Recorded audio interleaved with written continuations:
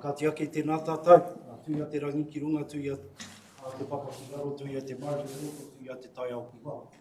Tuia tēnei o ngā here tangata ka runga te kōkaro no te ao. Mauri ora ki te piringa whare. Tuatai ake me whai whakaaro tātou ki ngā mate huhua o te wā horapa i te tai rāwhiti i tēnei wā. He maha i tēnei wiki, he maha e pātata ana ki ngā ngākau o tātou katoa, ko hui mai i tēnei ata. Kei mahu e etahi, ka reo e whakaingoatia te katoa hoi anō. Rātou katoa,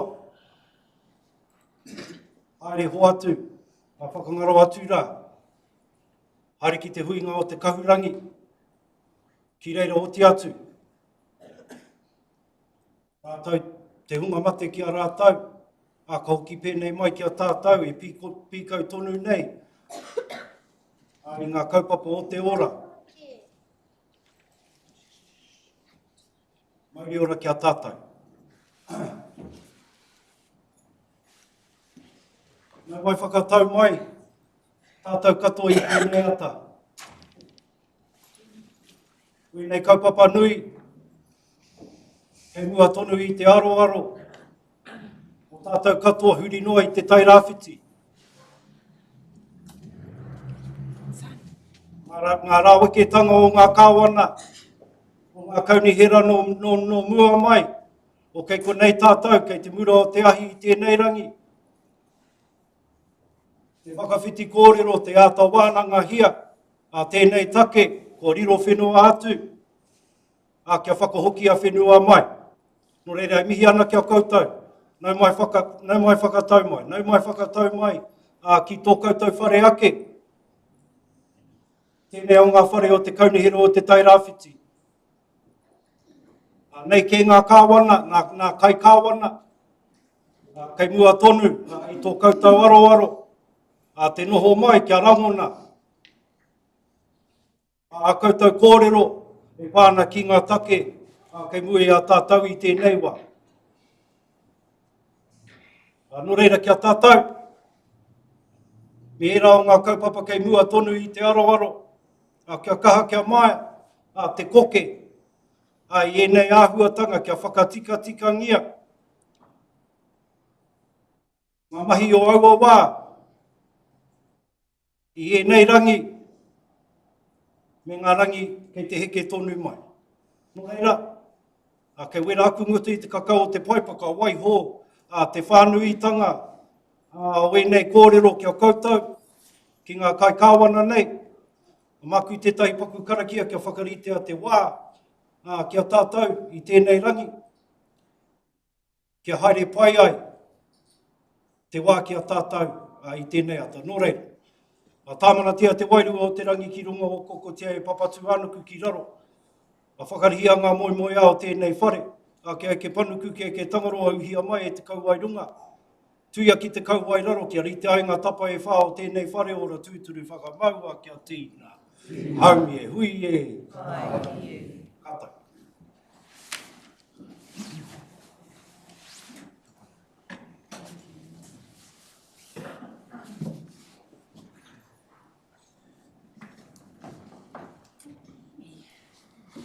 Welcome to everyone joining us here today.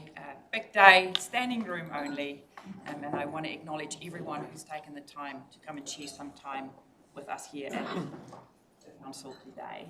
I am going to do some housekeeping, just start with our agenda. It will probably take 5 minutes, and then we'll move into public deputations, so please be with us. First of all, apologies. I do have an apology from Councillor Pahuru Huriwai, and I do want to let councillors know that her sister-in-law has passed away, so been through a very, very tough time, so our thoughts and prayers are with her. If I could raise just an acknowledgement. Please. Councillor Pahuri Huriwai is away at the tangi of Corky Stainton, whose husband was a long-time Gisborne District Councillor. Thank you for that. So I move that apology. Seconded by Councillor Alder. All in favour. Contrary carried. I ask for declarations of interest. if you have an interest and you forget about it when I ask it now, when we get to the paper, please just raise that interest so that it can be noted for the agenda. Councillor Foster. I've got an interest that I'm a resident of Kaiti Beach for the last 45 years with one of the papers. Awesome, thank you for that. Noted, you've got that, Jill. Councillors, I take you to page 5, declaration of confirmation of non-confidential minutes. It's a huge pack there. We've got 3 sets of minutes, both 27th of March, 12th, and then we do have the alcohol control bylaw minutes as well. Do I have a mover and a seconder that this is an accurate reflection of what happened at those meetings? Can I get a mover for the council minutes? Councillor Ria, you happy to move it? Moved by Councillor Ria, seconded by Councillor Tibble. Move your nameplates or I'm not going to know your names. There we go, thank you. All in favour? 1 3 carried. Can someone please move the alcohol by... Oh, Matters arising. what's that? Matters arising from the minutes. There's no there are no matters arising. If you've got an issue with the accuracy, now's the time to raise it. Thank you. Yeah, thank you. At the last operations meeting, there was a paragraph there regarding the closure of the Uwawa cycle walkway and a staff decision to close that with the reasons given there. That didn't come in front of council for a decision. And from that, we had a deputation from Tolaga, Uwawa. And I note in the minutes, there's recommendations, and it's quite unusual to see minutes have a recommendation. That's more a council thing. So I just want to verify the status of that now, because the recommendations there aren't something that were put in front of council, moved and seconded and Can you agreed take us to the right page? 22. 22 councillors. Thank you. So I just wanted a status update of whether this recommendation is a council recommendation. It's noted as a minute, so it's a bit unusual. Thank you. No, through your worship, that was what I believe Mr. Shelton had tabled in their report that they had given to us around those recommendations. Just by way of, I think we've captured it in the action sheet, but by way of update, we have put aside some funding for remediation of the sports field. That was another associated part of their submission to council, and then the team will be looking into the cycleway and what we can do there, so we can provide a better status update at the moment. But So that the was not part of our recommendation. Yeah, sure. So the operations was for closure. That's been changed. The operations paragraph was closure. I will have to follow that up. Yeah. So I just wanted to be really clear on the status. I can leave it with you. Yes, all good. Okay, alcohol bylaw minutes. Mover. Were you on the panel? Who were on the panel? Councillor Thompson, moved by Councillor Thompson, seconded by Councillor Ria. All in favour?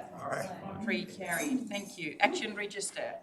Governance work plan. So on the action register, there are some actions there that the team are onto, which they have raised with me. Stuff that came from the RTC. Yeah, so through your worship, on the action item relating to the transfer from the regional transport action register, that's not supposed to be here, so please ignore that section. Strike down. Okay. We've got no leave of absence. Yes. And just in terms of the regional recovery report, you've got the update on the operations agenda. Thank you.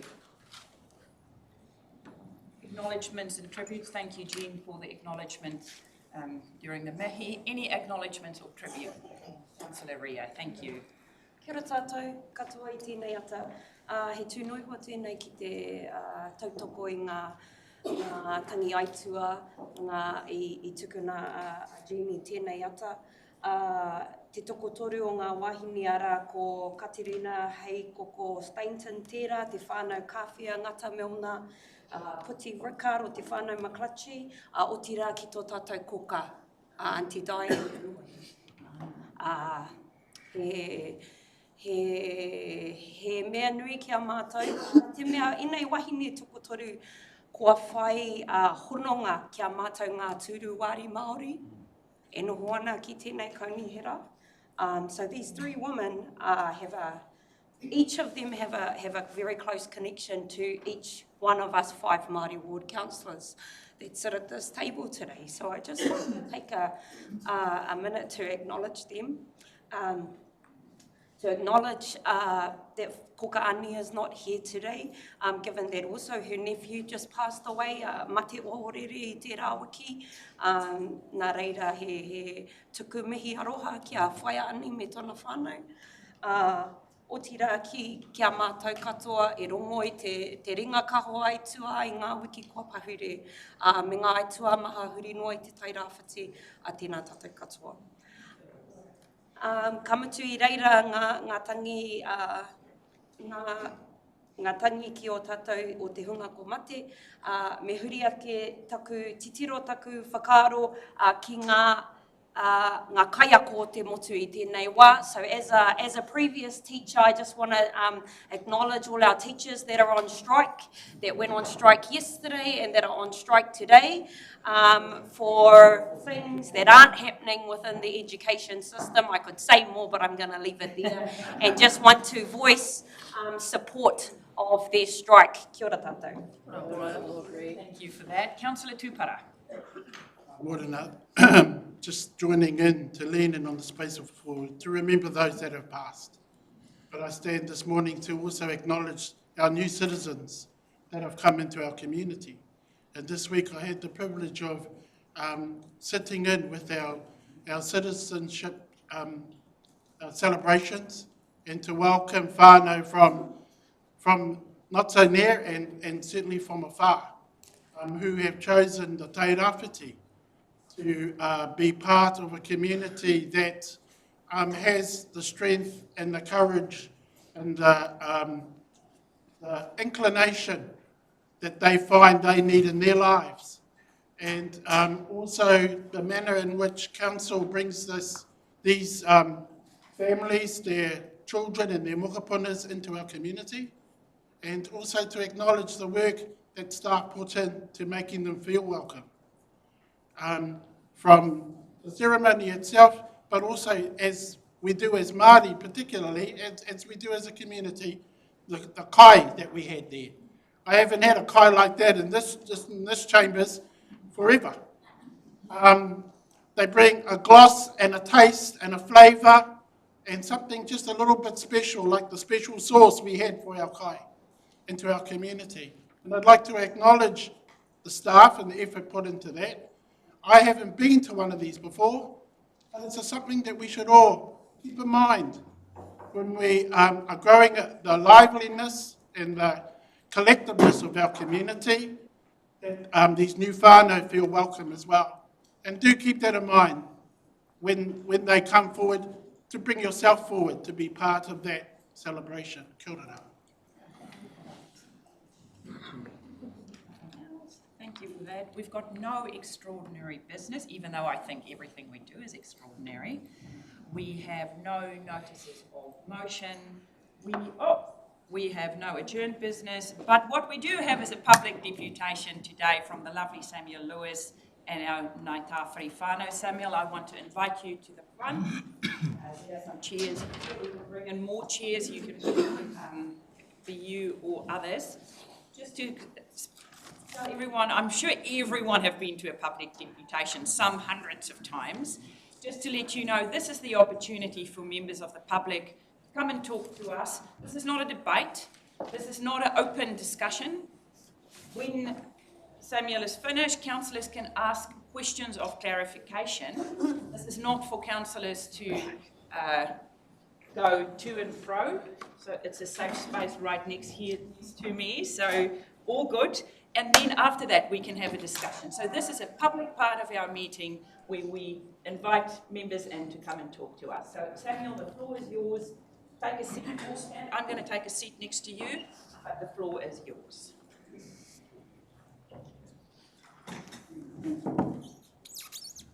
E te kōtuku rerenga tahi rahed, koitana Dean, me ngā rangatira o te kaunihera, me o koutou ngā whānau, o ngā te Oneone, tēnā koutou. Anei mātou a Ngai Tawhiri, e mihi kauana ki o koutou mō tēnei wā, nō reira, are taringa mai, ki ngā kōrero pono, me ngā tuhinga tika. Tēnā rā koutou katoa.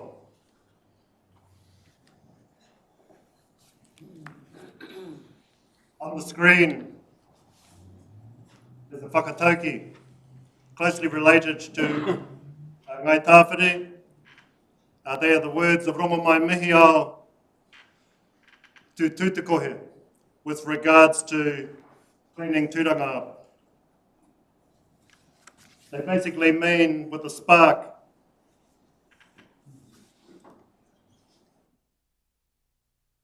a fire can be ignited, one that would engulf tūranga. From those words, an act was undertaken, the Ngāti Kahungunu people were moved out of here, out of Tūranga, and Ngai Tawhiri was born.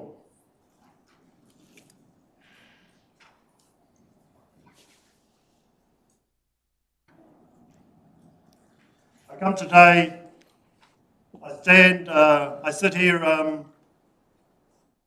under the mana of Ruapane, the tipuna of all of us. The poko kaiaraki o Tūranga Nui a Kiwa. The poko kaiaraki o Puhi Kaiti. From him, all claims to Puhi Kaiti are ignited. There is no other mana inside of this block that one can claim ahikaro or any other type of mana.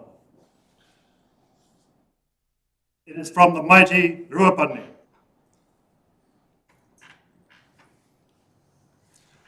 Up here you'll see the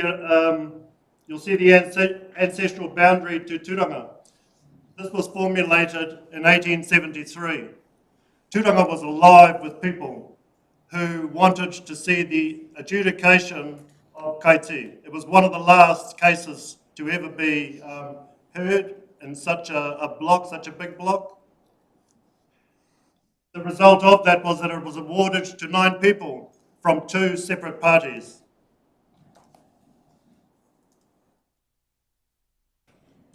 The Borough Council at that point in time,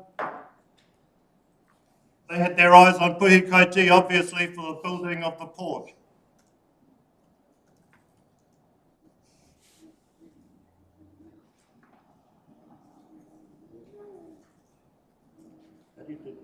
It's magic every time. You have to press twice, I think. Yep. Good? Yeah. Right one? Yeah. So in 1873, the first title was awarded to the 9 representative owners. They come from 2 parties, Ripara Te Kahutia, Nutene Te Eke, and his brother, Hirini Te Kani. In 1883, a division was sought. They were Kaiti and Kaiti number 1. They were found, however, a rehearing took place in 1885, 1886, and a full subdivision was found. If you look at this map here, you'll see some lines. Basically, this is Wainui Road out to Sponge Bay. There is a line that runs up here, over to here, along Wainui Road, and down there. On the southern coast was awarded to Ngai Tawhiri and Whenua Iwi. On this side was awarded to Ngāti Oneone and others. Every one of those claimants, not one, laid down any other whakapapa to any other tipuna besides Kahunoke and Noinoi Kura, the great-grandchildren of Ruapane. All parties agreed.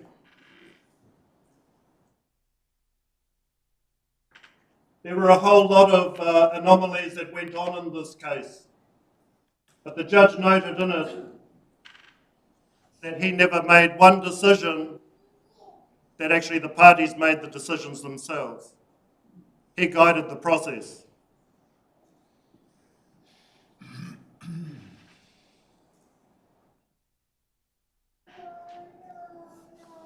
A new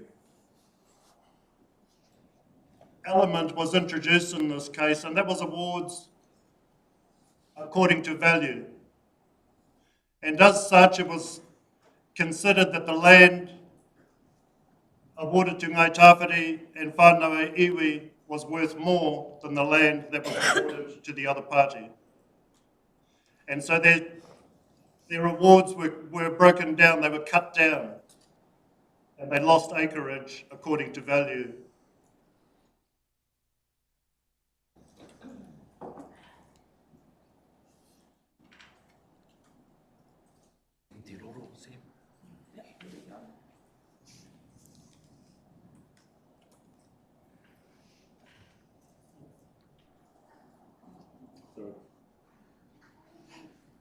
Jules, can you play? Next one, Jules.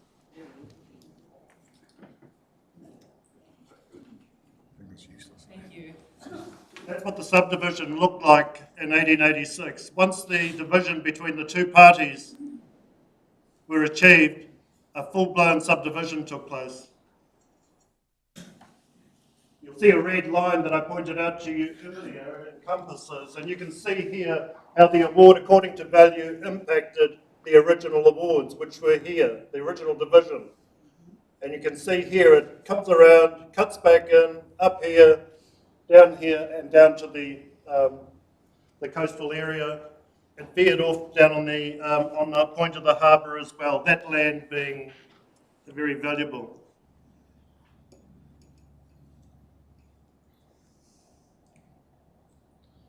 I'm going to now speak from my computer because there are a lot of technicalities in what I have to say. There's very little time to get through it. And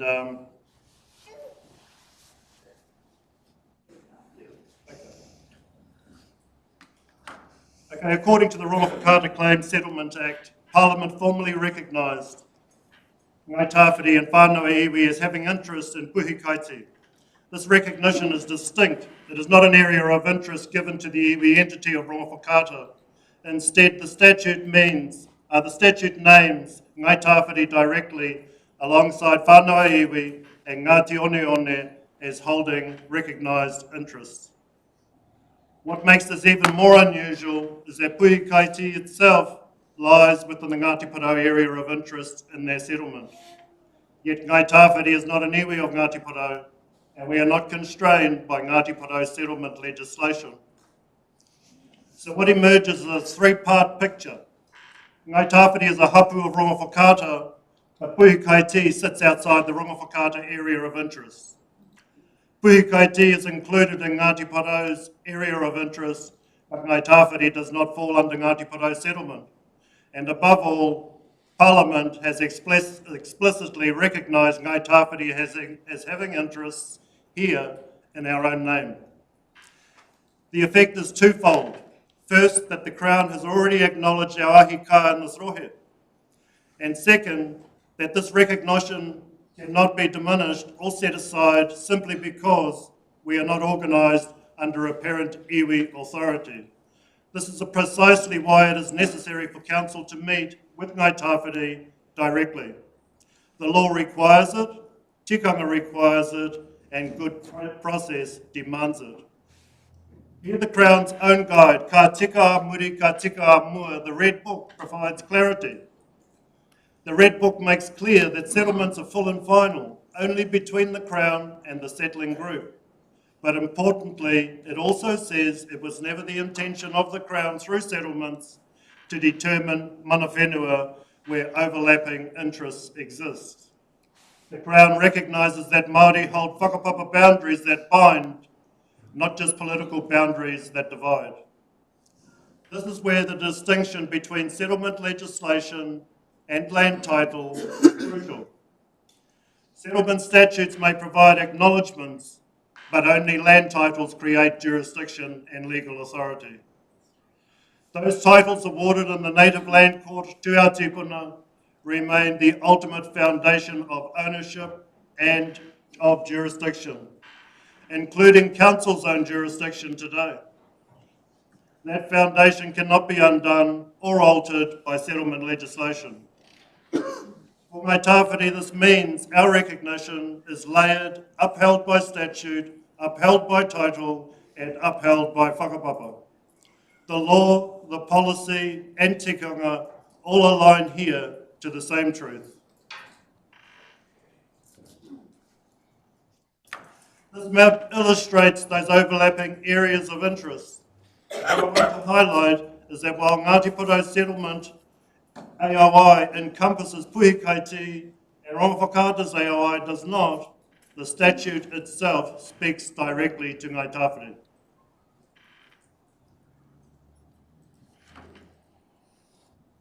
That makes our place here not incidental, it is deliberate, recognised in law and grounded in our whakapapa and ahika. This slide brings us back to the true foundation of Ngāi Tāwhiri standing in Puhi Kaiti, the intersection of mana and legal title. When the Native Land Court issued its judgments in 1873, 1883, and again in the rehearing of 1885-86, our tipuna were named on those titles. Those names were not simply signatures on a page, they were the living expression of ahika, of customary practice, of whakapapa rights. In those titles, mana was recognised and converted into legal form. What does this mean today? It means that every layer of jurisdiction rests first on those awards of title. The authority of this council itself in relation to Puhi Kaiti comes because the whenua was converted into a legal estate through our tipuna. Without those titles, there is no jurisdiction for council, for the Crown, or for any other body. That is why we say mana meets title here. The land court titles consolidate our customary rights, our ahika, and the reality of our role as kaitiaki. This foundation is older than any treaty settlement and stronger in law. Settlements may recognise interests, but titles create enduring jurisdiction. And so when council considers any statement of intent or any land transaction in Puhi Kaiti, it must measure those decisions against this foundation. To bypass the title history is to bypass the very legal authority that allows council to act.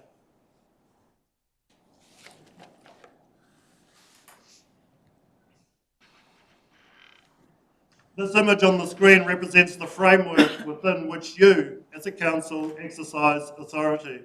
What is important here is that your authority does not exist in isolation. It exists because the law creates a framework. And within that framework, there are obligations, not only to ratepayers, but specifically to tangata whenua. Just as the Native Land Court titles from the foundation of jurisdiction on the whenua, so too the Local Government Act forms the foundation of jurisdiction for council. Both derive their strength from recognition of rights that pre-exist in the people.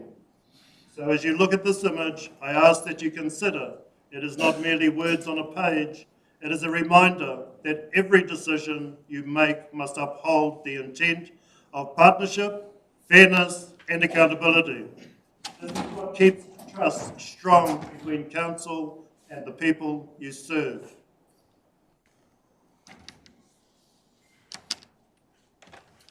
Turning now to the provisions of the Local Government Act 2002. This act requires every council to adopt a consultation policy.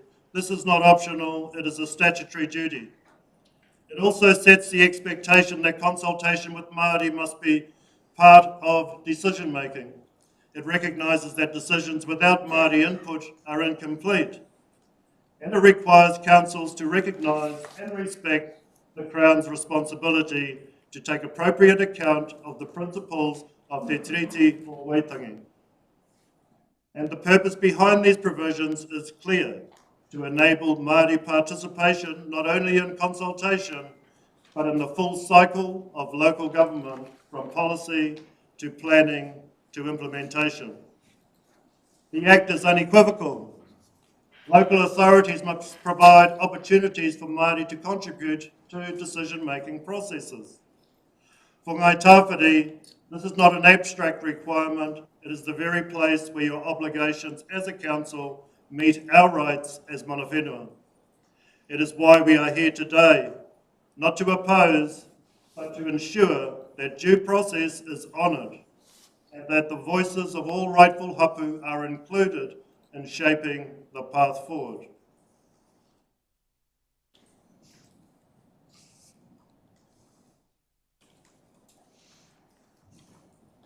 Section 6A of the Resource Management Act makes it absolutely clear: the relationship of Māori and their culture and traditions with their ancestral lands, waters, sites, wahitapu, and other taonga is a matter of national importance. For Ngai Tawhiri, our ancestral relationship with Puhi Kaiti is not abstract. It is lived, ahika, it is occupation. It is our whakapapa identity. That is why when the Crown itself created the Mana Whakahonoa Rohe framework, it was to ensure hapu like ours are at the table in decision making. Our involvement is not a matter of preference or convenience. It reflects the legal standards set by the RMA. It reflects the spirit of Te Tiriti, and it reflects our whakapapa that binds us to this whenua. Therefore, for Council to proceed with a mana whakahonoa rohe in this rohe, Ngai Tawhiri must be invited and must be included. Anything less would not only be a breach of statute, it would be a breach of trust and tikanga.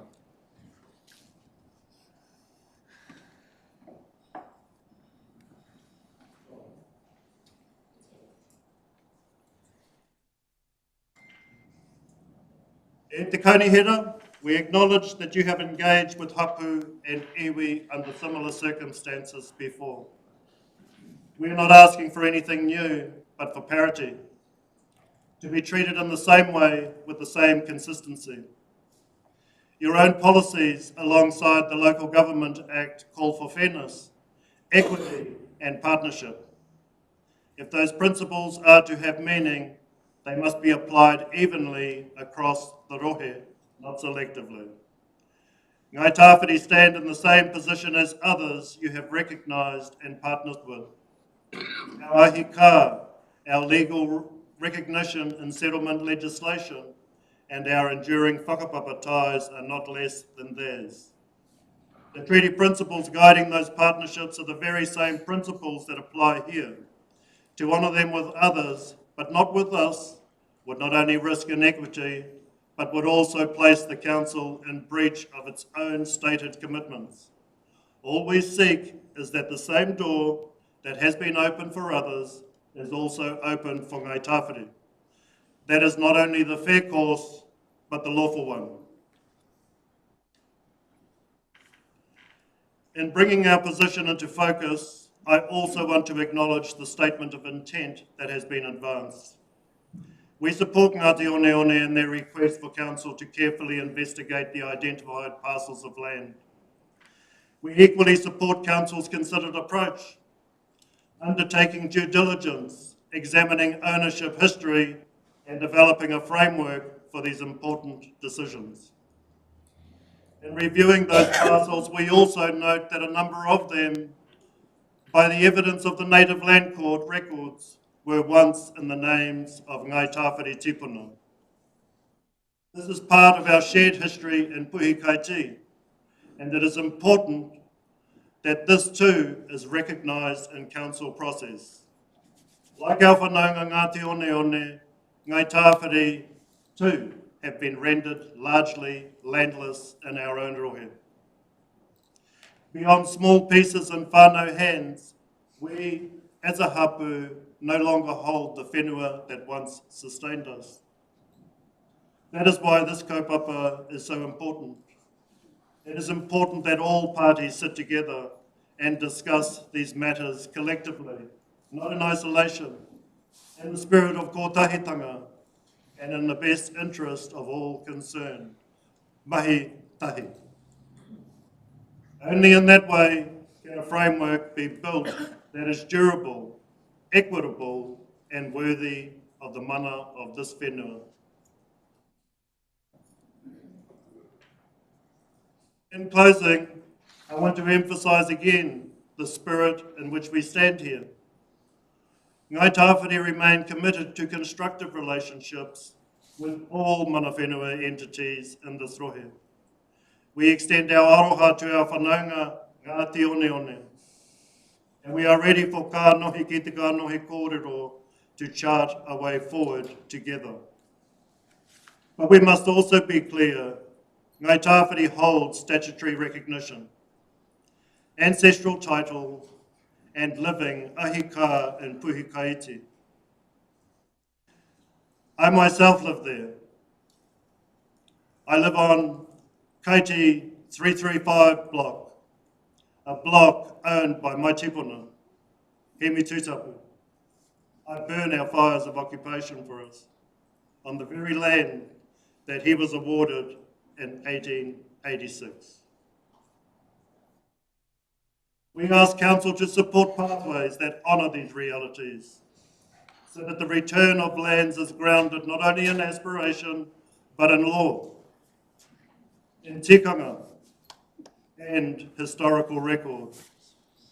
Let us walk together with clarity, equity and shared responsibility. In that way, the framework Council develops will not only stand for today, but endure for generations yet to come. We desire to sit with you, Nadine. There's a lot of matters here that we need to consider. We'd like to have an open door. We desire to sit with all concerned inside of Puhi Kaiti. The future depends on it. The mana of Ruapani depends on it. Mauri ora. Councillors, any questions of clarification? I think you were very good. But Councillor Thompson.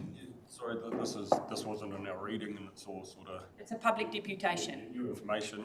Is there any other iwi hapu who have an interest in the area? I'm just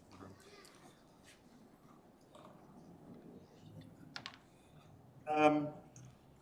From the records, I can say that I'm talking native land court records and treaty legislation. There are three parties, three hapu and two iwi inside of there. They are Ngai Tawhiri, Ngāti Oneone, Whānau iwi, Ngāti Parau, and the other iwi does not have jurisdiction there except for one piece of land that was in the that was agreed inside and is stated inside of the Royal Iwi Settlement Act, and that's a little wee property behind the London Street Fish Shop, and of course likely down on the port area there at the Captain Cook landing site. Thank you. Kia ora, Samuel. That was a very interesting 10-minute speech, which I would like to have had over about 3 hours. Thank you for that. One question, really a simple yes/no. Has the Council consulted sufficiently and widely enough to, in your opinion, make a decision on the statement of intent for Oneone ki te whenua? No. Thank you. As I stated, that is the tono that's here today for us all to sit together. The statement of intent needs to be more broadly applied. Samuel, have there been any conversations between Ngāi Tawhiri and Ngāti Oneone about on this subject? No. We had a visit from our whanaunga, Ngāti Oneone. They came to a Ngai Tawhiri hui 3 or 4 weeks ago, and the tono was laid down to mahi tahi, to work together. And so, this was, I think it's quite clear, and what we've laid down today is the same. We'd like to do that as well. We want to work together. It's absolutely essential we work together, as clear as the Red Book clearly outlines, is that they should not be political boundaries, rather they should be whakapapa ones that bind rather than divide.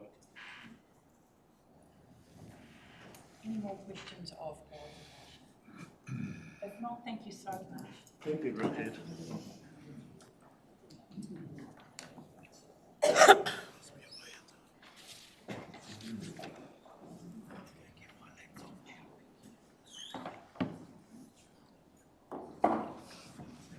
I just want to go back to our apologies. I forgot apologies for our Deputy Mayor. Everyone happy feeling clear? I don't think we noted Josh, isn't it? You just said that. Someone is obviously not listening to the chair. All good. Yeah.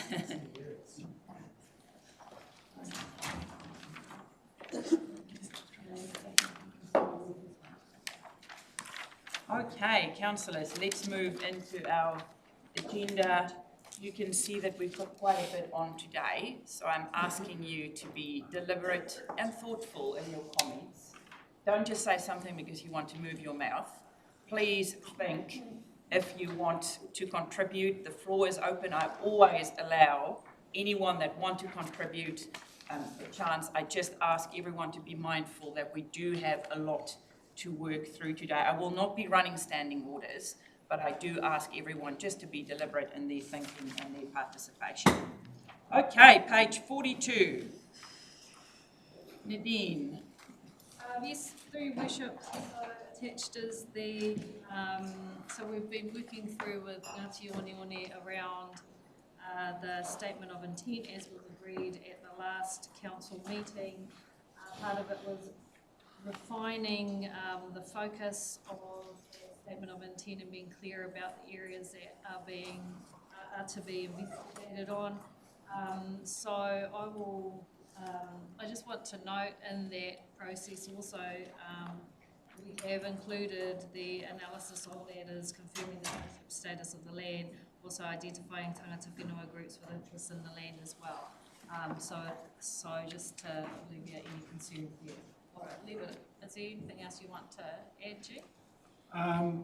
Through you, Your Worship, yes, I just acknowledging the statement of intent that's in front of us today is that we have, as per what was adopted in June, to progress the statement of intent. We are now here today, I guess, to formalise and ratify what was decided back at the June meeting. The statement of intent today is about us committing in a bit more detail to investigation. I just want to be clear about actually what the statement of intent is attempting to secure. I acknowledge the question that Councillor Alder proposed to Sam earlier in regards to wider consultation. If we think about what was adopted in June, if we think about what's being considered today, it's about a statement of intent that I guess agrees and requires that council staff as officers go through with the investigation against further detail that's been brought in the paper today. Other than that, nothing further to add. Nadine, can you just repeat the last point you made? I wasn't listening when you were, just before you wrapped up. So is that in regard to other interests? Yes. In the Can you just repeat that? Can you just refer to the section 22 of your report? Thank We you. acknowledge that other hapu may also express interest in these and land parcels within this rohe, and we will ensure those relationships are engaged with in a fair and equitable manner as per council's statutory obligations. So that's point 22 on page 47, Council. Okay, I'm going to open the floor. You guys ready for me to open the floor? Councillor Foster, the floor is yours. Yeah, thank you. I'm just a bit uncomfortable, you know, in light of what we've just heard. I think we should put this on hold until we have a further investigation with Ngāi Tawhiri, and I would like to have their acknowledgement of the process and how we achieve the statement of intent with their inclusion. At the moment, they are not included, and I would like to see that happen, because I personally don't think that the council should be involved in a little conflict between two hapu.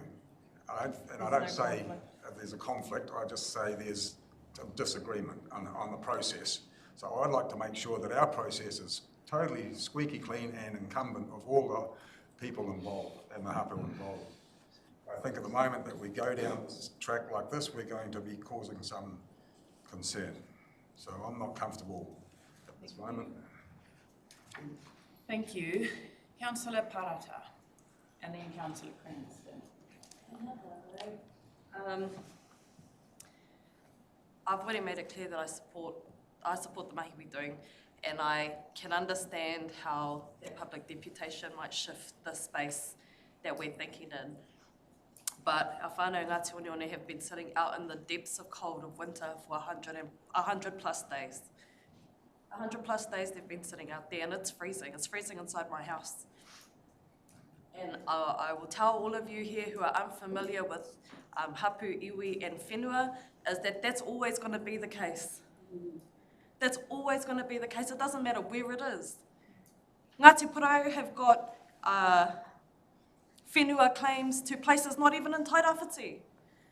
That's always going to be the case. Whenua is not clear cut.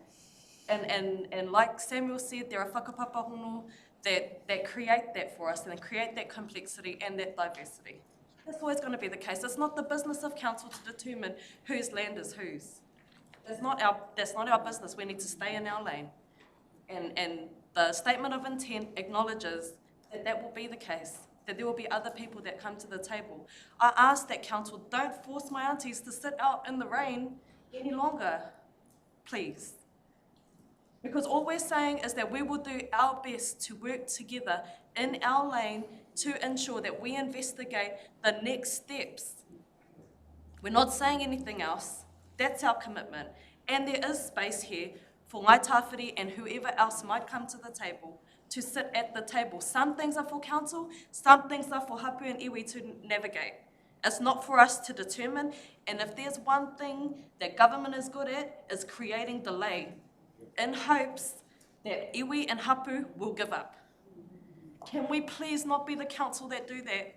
Can we please not be the council that's not brave enough to make a choice to step forward in our lane? In our lane, we're not saying who owns the whenua, who's got rights to it, who's mana whenua. That's not our business. Our business is council business. Can we please be brave enough to move forward? Thank you.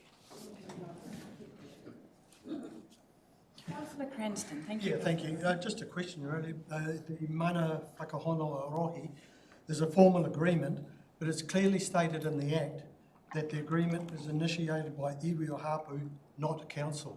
Are we comfortable that that is the situation we find ourselves in? Yep, so the legislation, my understanding was that it has to be to initiate it, but if there is a hapu that the iwi has the backing for, the council can invite the hapu to submit or to participate in a process to develop the mana whakahono.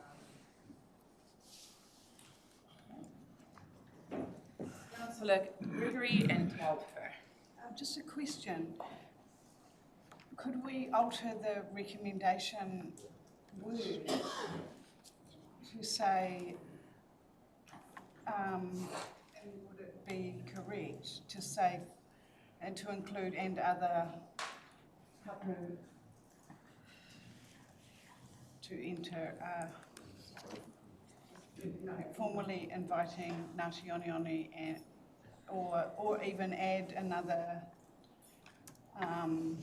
another recommendation that encompasses what you said about point 22, where we acknowledge other hapu. Would that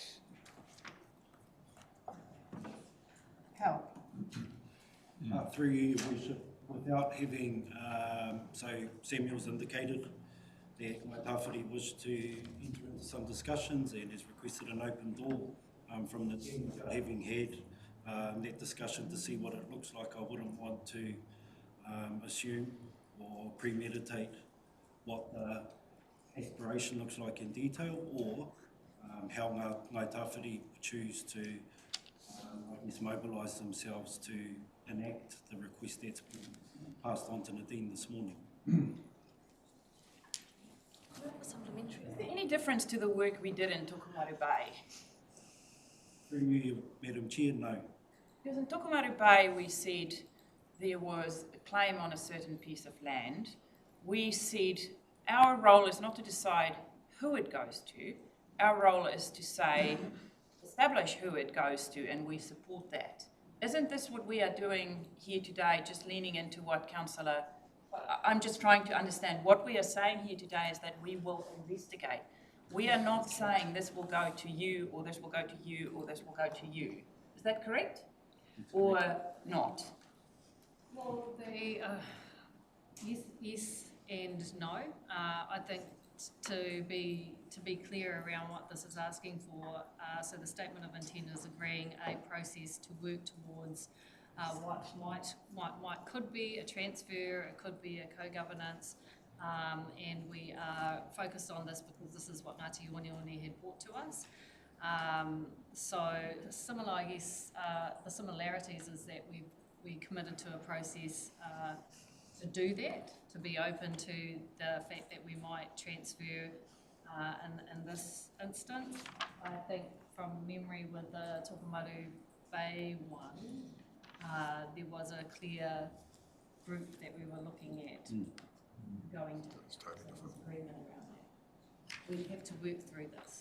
So that's what we need to be clear around. This is the follow-up step to agreement to commit to the process and step into the space with Ngāti Oneone, recognising that there are other interests that the council will need to work through. So can that be reflected in the recommendations? It's reflected in the statement of intent. But if you want to have it right up front in the recommendations, we can. No, I'm just picking up from what was said around the table. Councillor Telfer and then Councillor Holder. Yeah, look, I'm happy we agreed to go ahead and do a memorandum of understanding, but there's one piece of the what's come back to us that I'm actually not happy with, and that's page 46, point 16. It states the memorandum of understanding has said that we will go through the process, everything will be looked into how this land was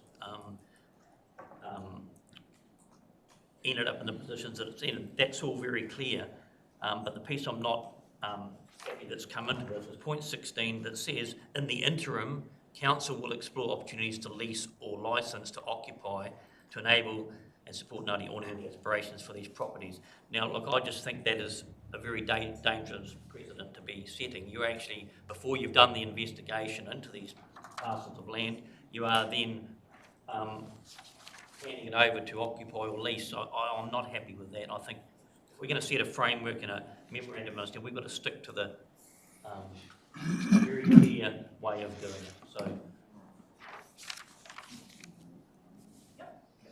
Just make a comment on that, through your worship. So this isn't, in terms of the opportunities, and I know it's noted there that it's like an interim as a lead-in from this, we have been working and looking at lease opportunities around particular sites of, around particular parcels located by the marae that has been working with the Liverpool Communities team. So this isn't a new aspect, and any lease agreement anyway would need to come to council if it concerned a reserve space. So you're saying this has been ongoing? Yeah, there have been ongoing dialogues and discussions. It may have even been reported to operations, I'm not sure. Councillor Alder. Thank you, Your Worship. I too don't want to get in the middle of a fight. I'm really disappointed that Samuel has come at this very late stage with this sort of a deal, with this disagreement, sense of conflict, however you want to put it. We have had 100 days to investigate this. And we sit at the table of our democracy. And to see this happen is a suggestion that our democracy isn't working. I thought we had this right to the finishing line, and I think we nearly do. And point 22, as Debbie said, brings us in to a better consultation with other hapu and iwi. And I'd like to move that we somehow reword 22 or bring it to the fore. So I'm moving an amendment to this that we bring more to the fore, point 22, rewritten with a little bit of an emphasis on better consultation with surrounding and interested iwi and hapu. Thank you. Councillor Ria. Kia ora tātou. Just for those who don't quite understand, this is quite a broad expression, but ahika is the lived active expression of whakapapa ties to whenua, the continuous occupation, presence and guardianship that keeps mana whenua alive. And in saying that, he uri tēnei o Ngāti Oneone, o te whānau āiwi, o ngai Tawhiri hoki. My whakapapa says that I am a descendant of all three of the hapu who relate to this whenua. I am a very active participant of my Ngāti Oneone side, but it does not dispute that I am not te whānau āiwi or that I am not ngai Tawhiri. And so you can just hear from me the complexity that is involved in whakapapa. This is not a dispute between Ngāti Oneone and ngai Tawhiri or te whānau āiwi. This is how the council determines to move forward in their relationship specifically with Ngāti Oneone, and then how the council will determine what their relationship with ngai Tawhiri will look like, and what the council will do in terms of their relationship with te whānau āiwi.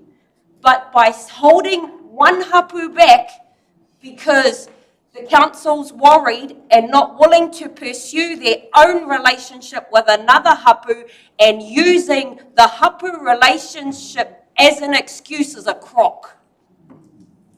It is a crock to not make a decision and to not progress on it and to not move forward on it.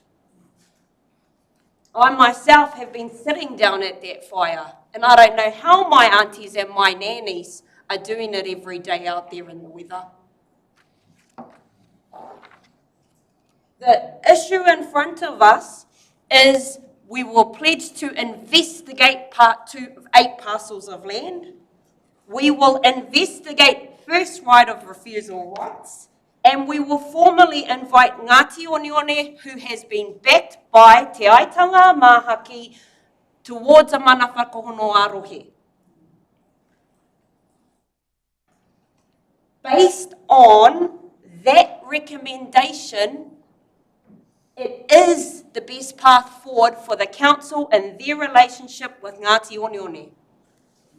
What the council then decides to do with their relationship in relation to ngai Tawhiri is that word that I've learned over the last 2 years while serving on this council, bespoke. Bespoke is a wonderful word because it absolutely says that there's not a one-size-fits-all for any hapu, any iwi, any marae, any community group. Every single relationship has to be case by case, and every relationship has to be moulded to fit, because no hapu, no iwi, no marae is exactly the same mould. We're not a one-size-fits-all. No relationship is a one-size-fit-all, whether it's between hapu, whether it's between husband, wives, parents and children. No relationship is one-size-fits-all. Every relationship is bespoke. You must go and you must mould those relationships to suit those two parties. So the details here, there are some issues that Samuel has brought up that absolutely need to be addressed, but they need to be addressed at a council, ngai Tawhiri relationship is where they need to be addressed, not lumped in with Not to say that, right, this kaupapa we're going to lump Ngai Tawhiri now in with Ngāti Oneone, and while we're at it, we're going to go and find some representatives from Te Whānau Iwi, and we're going to lump all three of them in the same boat. That's not fair. That is not fair. And we are not doing our best as treaty partners to honour our relationship to each individual hapu and iwi. So let's not get distracted. Go back to the recommendations and see what the three recommendations are. Investigate, investigate, and invite. That's what they are, but don't get caught up in the languaging and the messaging. We are agreeing to investigate, investigate, and invite. There is nothing harmful in agreeing to those three aspects of the paper. Nothing harmful in it. And we progress forward to emphasise point 22, that we will absolutely move forward and create a relationship, a bespoke, original relationship between the council and Ngai Tawhiri, and between the council and Te Whānau Iwi.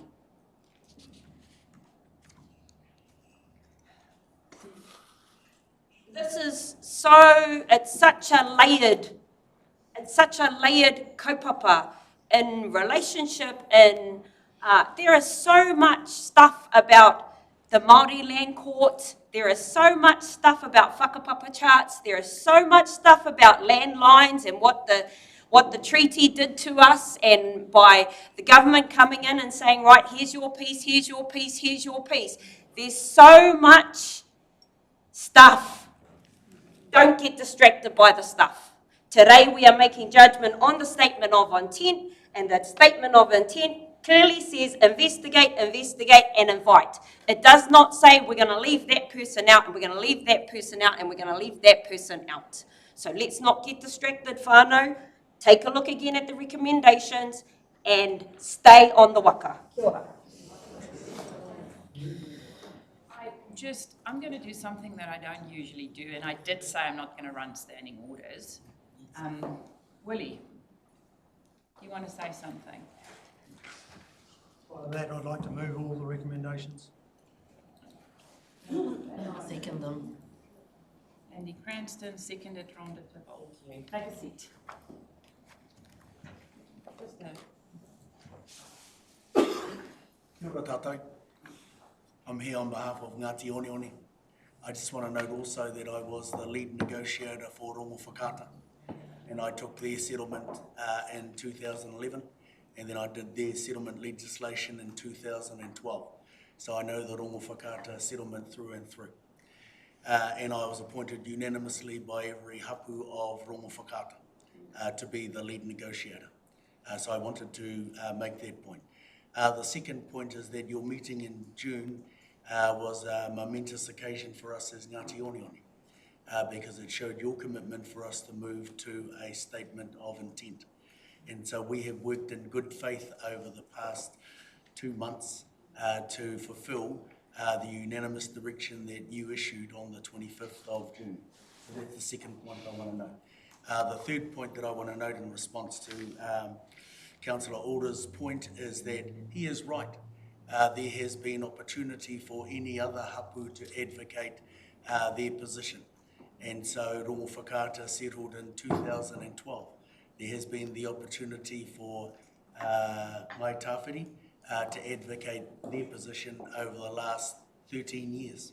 There has been the opportunity for them to provide their perspective in relation to the statement of intent for Ngāti Oneone that went public in June. It came to this council on the 25th of June and was unanimously resolved by you. They have had the opportunity with the paper that was released that we took to them in their meeting and stepped through with them the exact issues that you are considering today. So we took that through them as Mr. Lewis acknowledged. So that's the second point, is that we have been engaging. There has been in time for Ngai Tawhiri and any other hapu to progress their issues. So I just wanted to acknowledge that as well. Councillor Foster raised the point in relation to be careful that you make a decision that could have ramifications. With respect, this table makes decisions every month that has impacts on my community. You make a decision on where your civil defence locations will go. You don't consider Te Karaka, and we have to spend $1 million of our own money to establish the Mahaki Tiaki Tangata, which we were blessed, wishful thinking, Rob. Councillor Telfa came to our meeting at the end of June and saw our full setup at Mahaki Tiaki Tangata. So actually every month you're making decisions where everyone across Tairāwhiti isn't a part of a unanimous decision before you as a council make it. So I just wanted to say that and use Mahaki Tiaki Tangata as an example. We weren't in the position of being a civil defence centre. We used $1 million of our own money to create peace of mind for our community of Te Karaka. And later this morning you'll get the that are Crown properties within the Gisborne area. One of those properties is by the Gisborne Hospital. So despite those claims being resolved, the Crown has chosen to lease to us, and we have put 150 houses on it. So it doesn't preempt the final determination that will be made when the settlement is made, and it doesn't preempt any final decisions of council. It's only an interim step, and so you have precedent for that. So I just wanted to say that. We are committed to this process, and we're committed to getting a resolution today so we can make progress in your term.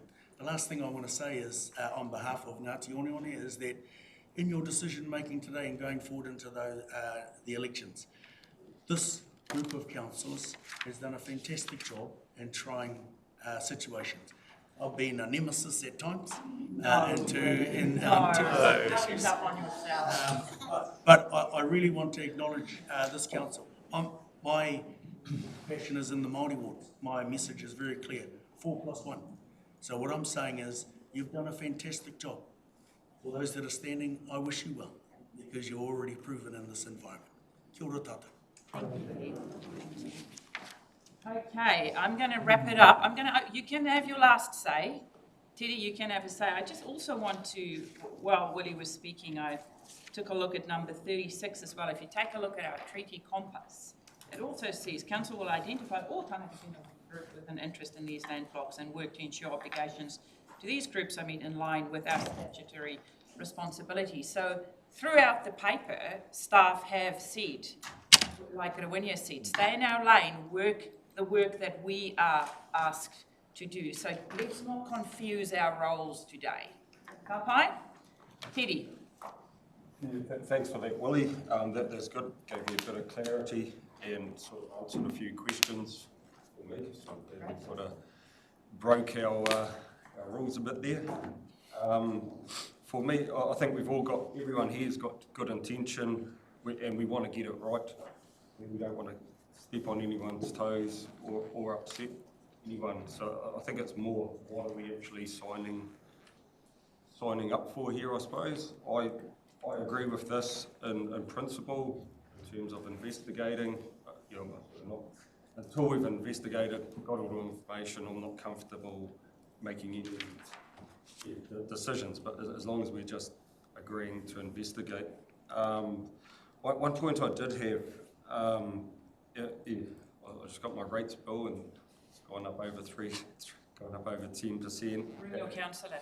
Our loans have almost tripled, and on page 51 it says external costs of thorough investigations, coordination may be substantial, cost considerable, resources required, currently unbudgeted and unprogrammed. I'd just like this work to be sort of planned, budgeted, and have a number. And if we need to drop work off, I don't want, hey, your rates are gone through the roof because of this work. I want us to be in a position to prioritise this and drop some work off, because we don't have infinite amount of money, and there's no time frames, figures, budgets or anything else in this. It's not in our annual plan or 3-year plan. So I just want to want to be able to plan this work and drop off work if necessary. Thank you for that, Councillor. Okay, I'm going to open the floor one last time. If you've spoken in support, don't speak, because we have heard you. If you've got, you know what I mean, if you have got questions or clarification, now is your time. I think there's overall support around this table, but there are still people that have some questions, and I want to feel everyone that their questions have been answered and that they don't feel shut down. So please, if you've got any questions or queries, now is your time to ask our team. I'll use my right of reply as moved. Yes, you can have your right of reply. So this has been moved by Councillor Cranston, it's been seconded by Councillor Tibble. Councillor Parata, we'll start on that side and work through if anyone have any other questions or clarity. I just had a question around the mana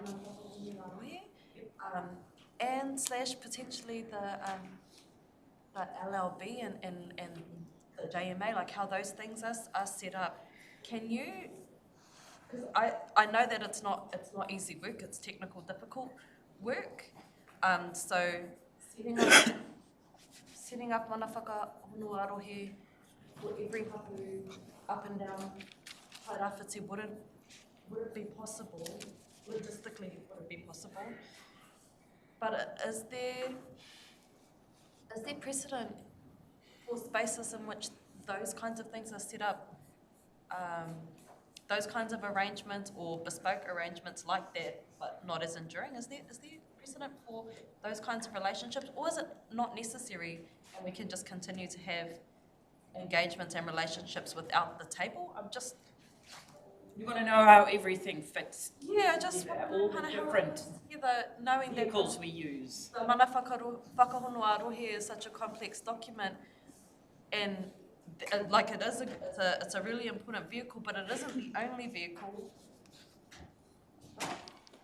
Through you, Madam Chair, kei te tika koe, I'd probably draw on some comments that Councillor Ria made in terms of layers of complexity, but more drawing back to this notion of what's going to be the appropriate mechanism for that bespoke relationship and what they require. And it's really, really difficult. To your question around precedent, so for example, in the far north, they have a hapu collective who have initiated a mana whakahono with Northland Regional, and that took a coming together of multiple hapu, in their takiwa, but again, to Councillor Ria's point, it was bespoke for the needs of those hapu in that particular relationship. You did raise a question around scalability and I guess council's ability to service, for example, hypothetically, if every iwi and hapu Tairāwhiti had a tono tomorrow for a mana whakahono, we'd be in some serious sort of capacity, logistical issues, given the fact that the documents themselves aren't complex, but they are complex to develop, given overlapping interests and the need to for council to know their role, to stick to their knitting, to align with analogies this morning, but to be able to walk a line that holds space and mana against our treaty responsibilities, that gives equal effect and recognition to often the multiple interests and layers that we might encounter in a scenario like that in here in Turanga, Te Tairāwhiti whānui. So, in terms of, I guess, the recommendation around us inviting, I do draw back to the June hui and also another meeting that councillors had attended. I think it was about in May, when Kaitanga Mahaki came and sat with a few of the elected members. They were able to make it. They spoke about their formal tono to council to enter into mana whakahono. It was at that time that Ngāti Oneone had aligned themselves with the Te Aitanga Mahaki tono. We sat and received that tono, or the elected members did. On that day, again, what we are clear about is that those tono are on the table from both Te Aitanga Mahaki and Ngāti Oneone. We are yet to actually navigate through the actual detail of how we're going to, I guess, uphold and give effect to those tono. The statement of intent certainly provides the basis for that in the context of the relationship with Ngāti Oneone. So it is complex, there is a lot to consider, but I just draw back to Councillor Ria's comment around council knowing their knitting and making sure that we are responding to bespoke, I guess, needs and aspirations of the relationship with Ngāti Oneone, and again, Te Tiriti o Waitangi actually sitting at the forefront of the way we orientate ourselves when we enter into their court. Any questions coming around? Councillor Foster. Yeah, I'd just like to thank my Maori Ward colleagues for enlightening me on the subject, because after hearing what Samuel had said, it was kind of, it opened up some doors that I hadn't considered before. So I just want to thank the Maori Ward colleagues for doing what they did and actually just showing the importance of the Maori Ward councillors to this council. So yeah, thank you so much, and I'm really in favour of what we got with our recommendations, and I'll... Yeah, just a quick word. So long as we move forward, being very mindful of points 22 and 36, I too am behind this. Thank you. I'd just like to acknowledge the staff and the tone of the reo that's in this report. It just seems to give a greater recognition of where we are as a rohe. There's a choice of word and a measure of the tone that's gone into this report that really does begin to acknowledge the demographic that this democracy represents. And I think this is a turning point for how we engage not only with Ngāti Oneone, but all of our community. And we need to acknowledge the staff effort that has gone into this, and the huge amount of hours and time that they've facilitated with our community to sit down and go through, bit by bit, a very difficult measure of ourselves. It's not to conflict. It's not to fight.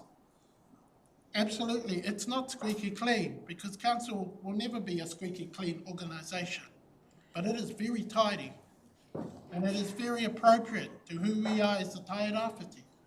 And so I really appreciate the effort that's gone in from staff to change the way we look at ourselves, speak of ourselves, and speak together with each other.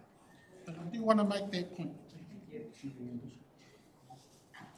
Through you, Madam Chair, tēnā koe I o whakaro, Councillor Tupara, but actually that's the potential of partnership. That paper was co-written, and I couldn't sit here and, I guess, kia maringi mai ngā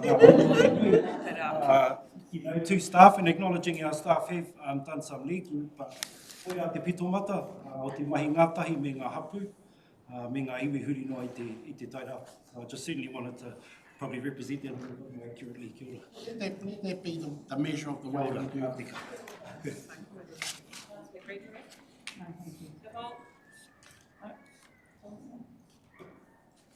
Right of reply. Councillor Cranston. Thank you. Thanks, Liz.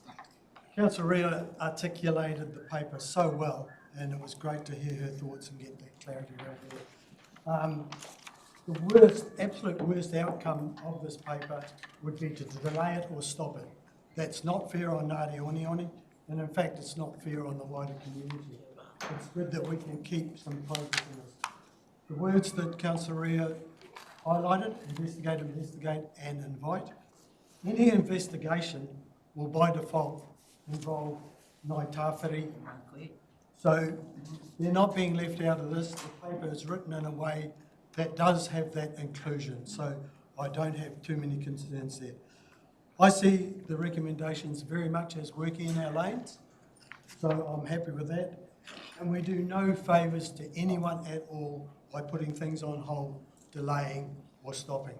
So I'm quite happy to move these as they stand. It's a very proud day when we can say, councillors, we have listened to our colleagues. Sometimes we do not know a different way than the way we were brought up or our background. And I want to commend councillors today for being brave and being wise and having their taringas open and listening to our wonderful Māori ward councillors who bring a perspective to this table which were missing before. All in favour? Aye. Contrary? Carried. Thank you. Cup of tea.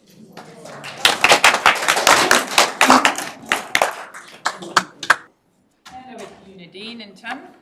Okay, thank you, through your worship. So what you have in front of you is the Draft Water Services Delivery Plan. Just want to point out a few minor tweaks and a couple of recommendations. And what you will see in the Services Delivery Plan is we're noting our investment is at $213 million over the next 10 years, but in the report we've put 214. It's actually 213.7, but we rounded it up, so just that's the difference between the numbers there. The other two recommendations we've got here that have been tabled is the whole piece about agreeing to remain open to future collaborations with other regions. So we have been having those conversations. Other regions are in a very similar place with their almost status quo business units, but they are also committing to exploring what joint collaboration looks like in this process and control. And we've also noticed that reviewing our water service delivery arrangements in 29/30. We've put that there because it coincides with the timing around when we need to undertake that review. We may need to bring it closer, or we may need to bring it forward depending if any collaborations work out and council so results. But we thought we would capture it in the recommendations. I'm going to hand over to Tim and the team to take you through the rest. Thank you, Nadine. Kia ora koutou. The Water Service Delivery Plan outlines our plans to deliver our three water services until the 30th of June 2034. It confirms the adoption of a modified in-house delivery model. That was our preference and consistent with 90% of the feedback that we received in our consultation phase. This document is a point-in-time document as developed for implementation of the government's local Waters Done Well policy. It will not be an enduring document. In that place will be the water services strategy and at least initially the 27 to 37 long-term plan. This plan reflects outcomes from mana whenua engagement, upholding utility commitments, ensuring Māori participation in this. We have, as Nadine has mentioned, we've consciously designed flexibility for future potential transitions, which could include non-contiguous collaborations with other water service organisations. Now, what I mean by that is we could potentially have engagements with parties, other councils or water service organisations as they might be on our borders, or they might not be on our borders. But those are considerations that we want to take forward. It aligns with our strategic planning instruments, principally the 3-year plan, infrastructure strategy and the future development strategy. You would have noticed the $214 million capital investment over decade one. This is consistent and supports our infrastructure investment, and the accompanying financial model in the back end speak to the statutory compliance we need to meet. Those principally being revenue, investment and financing sufficiency. The establishment date is the 1st of July 27, and financial sustainability and annual reporting that same financial year.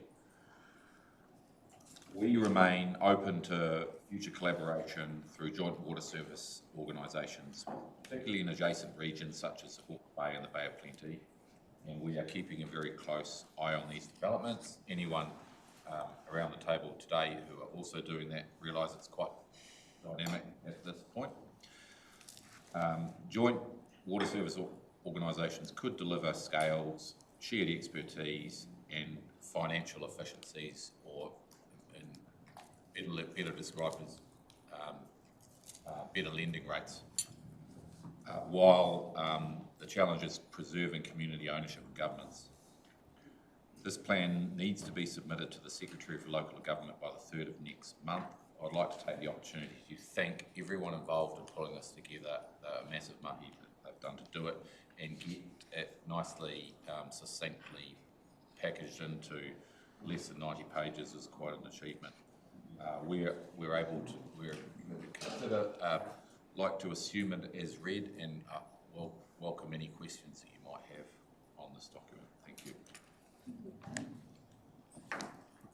Okay, Councillor Thompson and then Councillor Cranston. Thanks for this paper. I'm happy to read the recommendations.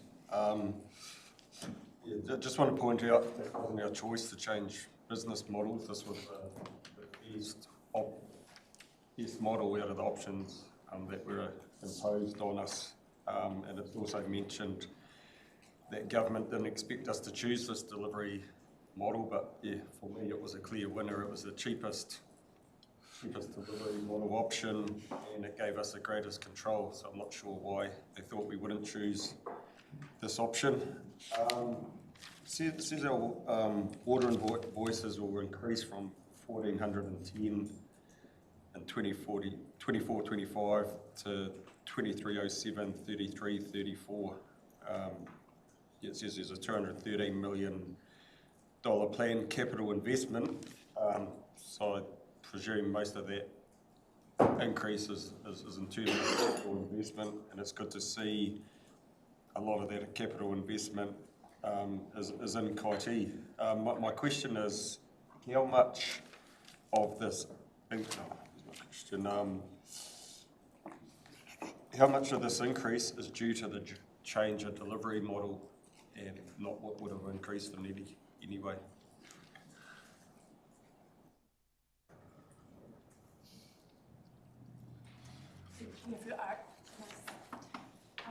It's basically a combination. It's an internal business unit, and so therefore it's operating pretty much as we do now with some further ring fence. So most of the additional cost is the cost of increased investment that we need to do to meet the request investment profile in terms of regulatory compliance. So your question is very little in terms of the business model, because it's pretty much running on what it is. But we're ring fencing, but basically uptake in terms of the investment into the capital projects. So basically we had that investment planned in any case, whether we change business models or not? Not to perhaps this level, but I will leave that over. We've certainly put more effort into the planning, and there's certain elements that the legislation pushes forward in our planning, such as the amount, the average age of your network, etc., which is causing us to invest more in our renewals to catch up on it, move forward.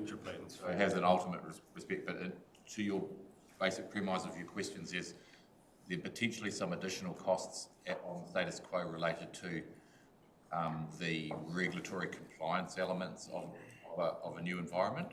Otherwise, the costs would be identical should it be in-house, and we're held to the same objectives. So the operational costs are pretty minimal. Yeah. Councillor, did you move the paper? Happy to move the paper. Councillor Cranston, you are next. Yeah, thanks. I know it's pretty challenging to read the crystal ball, but on page 92 it states wastewater, 22.9 kilometres of wastewater mains and 22.3 kilometres of service lines have exceeded their expected life. And then over the next decade, 1.138 metres are scheduled for renewal. So those that are exceeded their expected life, are we confident that our scheduled renewal is going to somehow try and keep pace? Because that's a huge difference between the 22.9 kilometres and the 22.3 kilometres that have exceeded their lives? Our expected, we've got a team here, but I'll give first shot at this. Our renewal rates are going to improve the ratio, but we're not having broad spectrum failures at the moment on the wastewater network. It's not unusual for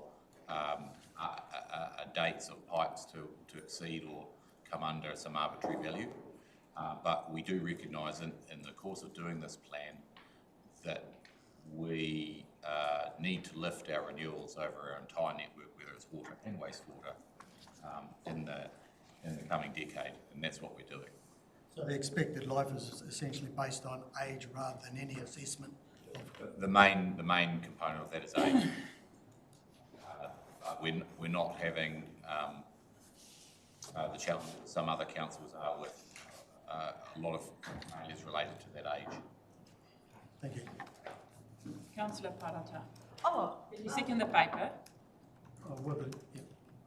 I'm also impressed by this paper and how we've actually listened and responded to our constituents, to council. I'm impressed with how it's moving forward, even though it's been difficult. The one thing I wondered about was where the conversation about equity in services. I know that it's really about ensuring that our system works well and that the new framework works well and that there's reinvestment in our old. I get all of that. But where I can't see is, you know, Te Karaka and Whatatutu townships, they get like a water top-up.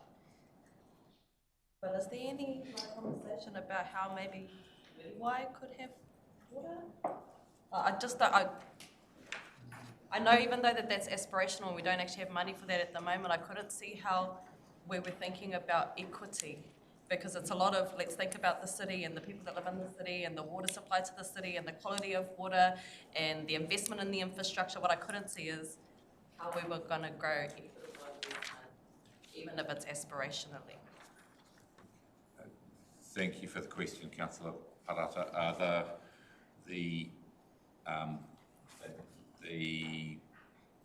report or the plan is based on a prescriptive recipe from the Department of Internal Affairs, which was addressing financial sustainability issues. It was not addressing equity issues, it wasn't addressing the higher levels, softer governance level issues. That's why it's presented as such, and it is for the eyes of the Secretary that's going to receive it. So I think if that answers the question there.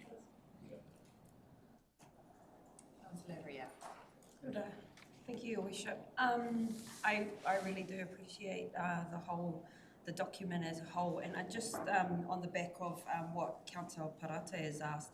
So I do know that in the Whenua community they have specific water storage that is particular to their individual community, but yeah, that there are some beginning conversations and relationships in terms of water equity, and they are different for all the little communities, but they should definitely continue.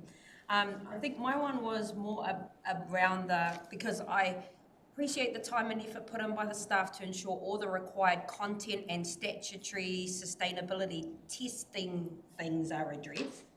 I believe that perhaps the only thing missing, and this might not be the right place for it, given that this is the document that's going away to the ministry, but I do believe there needs to be a place which could incorporate what Councillor Parata is also talking about, and it's about our localised tikanga around water, or our levels of expectation for our supply to our community. Just going back to what I brought up last time we talked about this was Te Karaka, for example, the drinking water is often cloudy and sometimes muddy looking. So if a level of values or tikanga were included in this document, it might include why and the respectful use and protection from degradation, and also the supply of quality to our communities, which would include clarity. So it's the localised level of things I feel like is missing. And if this isn't the place for it, then where is the place for it in the future of the waters kaupapa?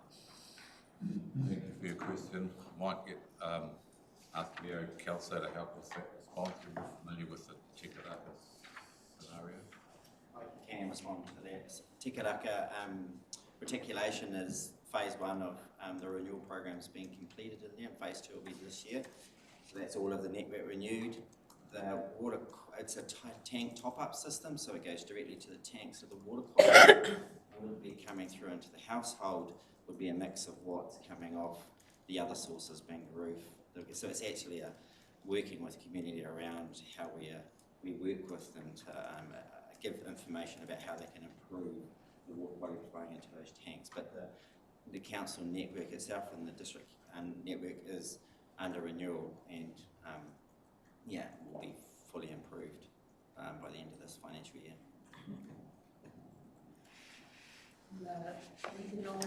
So where would Tikana, might be a question for you, through your worship, so whether or not there's an opportunity to insert a section around what localised service expectations are in the report that kind of outlines what we currently know. It's nothing saying that you can't, we just have to find a space for that. Frame it correctly. I'm in support of the document, and if nobody seconded it, I'm willing to second it. Kia ora. Thank you, Your Worship. Thank you, Tim. It's certainly clearer than Tikaraka water. It's perfectly clear. One page 137 in the financial impact statement. We're talking big figures here, and one hopes that they're sort of worst case scenarios. But question one is, can we be expecting any help from the government on the day with some of these figures? The indication of the government of today is no, but the government of that day, who knows? And the next question is on page 125, and it's the graph. I just couldn't quite grasp the concept of we've got the red line, which is our debt ceiling, and then the green line, which is the headroom. And why does that headroom not go right to the ceiling, I guess?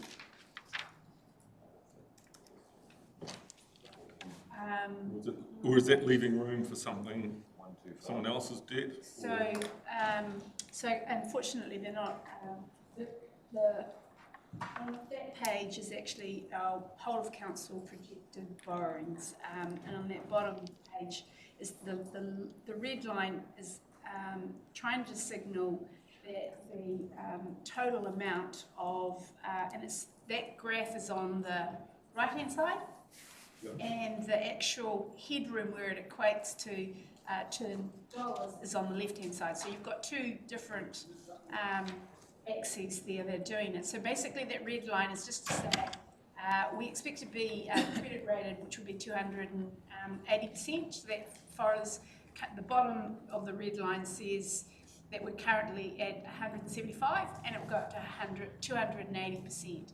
What it equates to in dollars, which is on the left-hand side, it says that's the amount of headroom we would have on a 280% ability to borrow. So obviously revenue in the early stages isn't as much, but the percentage goes up over time. So that's why you've got two different axes with it. But in dollar terms, the green line is how much, the green bar as part of that shows how much headroom we would have the ability to borrow in any 1 year in terms of dollars. Thank you. Anyone else want to talk to this? Well, I'll take a go. Massive work done. Tim, you and your team, Kevin, Nadine, everyone, thank you so much for what has gone into this. We, as you will be aware, in the next while, DIA and the government will put their eyes over the plans. They will take a look. They've given us some feedback. They sound relatively happy, but at the end of the day, things need to be signed off before we go forward with this. So, space. But thank you for this. Easy to read, really easy to digest.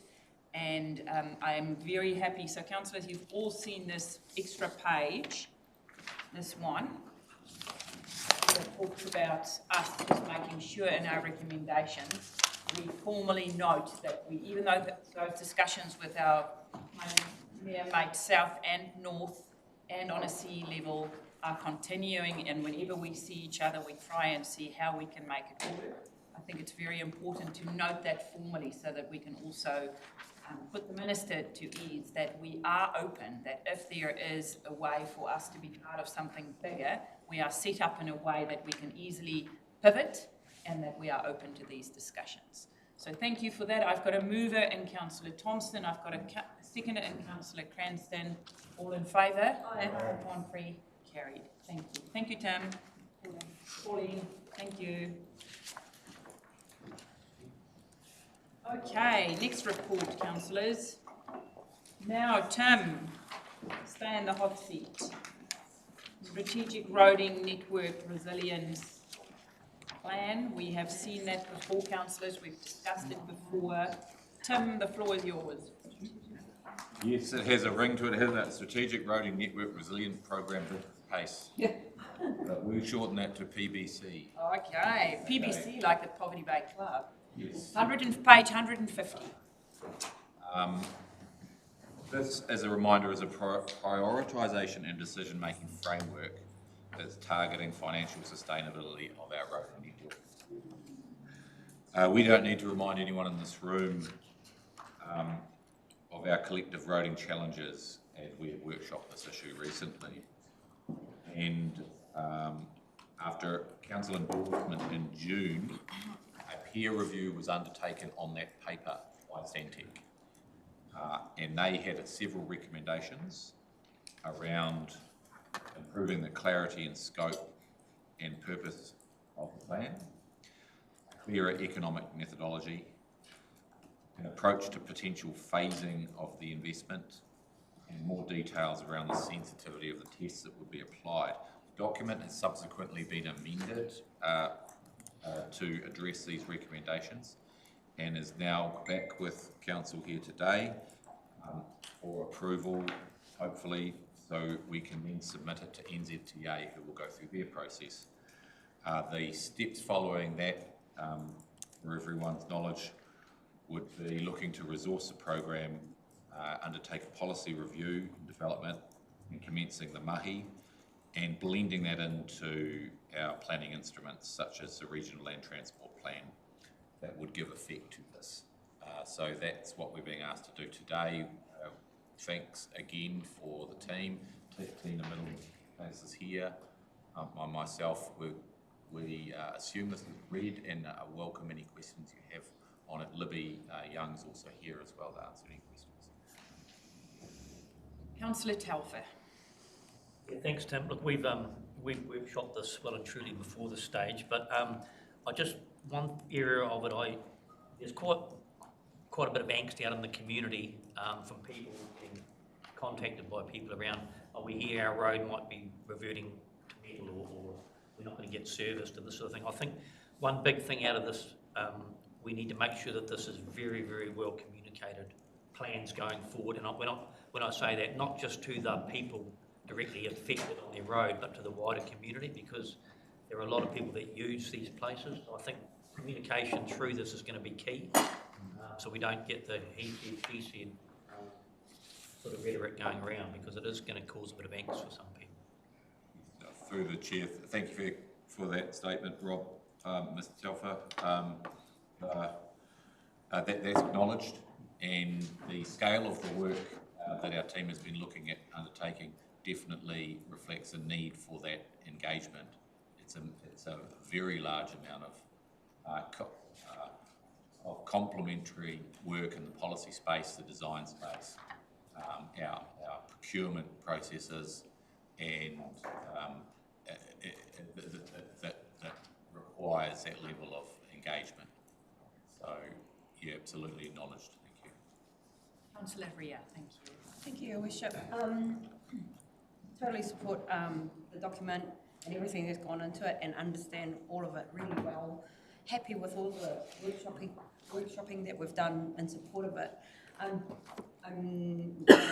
My question on the back of Rob's statement about how we communicate it out to the council, I'm still not sold on that importance and the using of the word importance, because as a teacher, like, languaging is huge, and if we're going out and saying importance is described as relative worth or utility of something to people or organisations, then in the same vein, we are also saying that anything that isn't important is not important. That's really worrisome for me when we put our comms out, because our whānau who look at that, they don't get the background of how we came to use the word important. I really do think priority is the better word possibly to use. Like, for example, on page 228 in figure 10, there are all these grey boxes down the side. So that's 228 figure 10. And they say lifeline importance, cultural importance, social importance, economic importance, and road importance. And I absolutely believe it should say lifeline priority, cultural priority, social priority, economic priority, and road priority. Because by giving the definition of importance on page 82, we're essentially discounting the importance to any other person about any other road that the council doesn't deem fit. And that's what I'm really worried about. That is going to cause such a headache and such unnecessary trauma for people who are currently residing on roads that haven't been seen to. I absolutely think we should stay away from the word importance, because what's important to us is not necessarily important to other people. I've read it in the document why staff considered it. Can't remember what page it is on. Tim, staff did take that feedback from last time and said we will be looking at importance, but in the end decided to stay with importance, not priority. It said that importance because to note the priority of those things. So let's just use priority, not importance. So I wonder if Tina might want to make a comment. Sorry to put you on the spot, but they are two different things. They might sound like twins, but they're not. Yeah. One is more about why it matters. The other one is so we can probably we looked at other kind of words like usage, and I forget the other one as an alternative to because priorities we were definitely going now with prioritising and using that word a lot more now, but it was to feed into that sort of process was this sort of importance which needed to be more than just sort of traffic counts, if you like. So it was it would be something that would carry on using with the next lot of comms. It would definitely, we're talking prioritisation now. Okay. Any other questions? Did you put your hand up? Gregory and then Alder. I was going to say I'm happy to move this report, which approving those changes and moving on with it. We've been through a lot, and it's nice to see some of those changes that were interesting. Thank you. I'm happy to second the report, and just thinking it's great to have a map going forward so people can see what our plan is. I love it. The critical points, the critical success factors there, and it's a bit like the pudding, that the proof is in the eating. And the critical success here, the level of service and the cost of delivery will be the important part of this pudding. Thank you. Thank you for that. Any other kōrero around this? Councillor Thompson.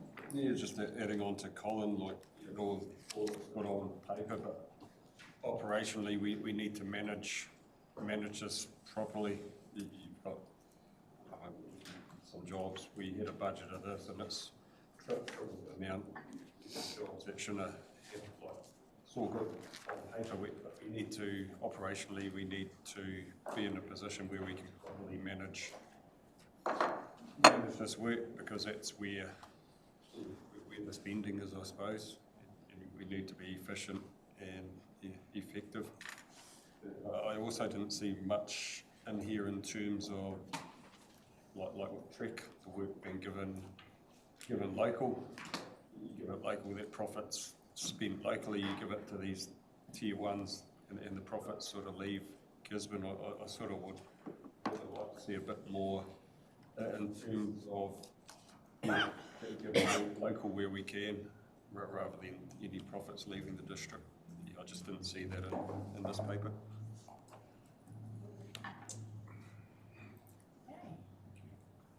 I have a mover in Councillor Gregory, seconder in Councillor Alder. All in favour? Aye.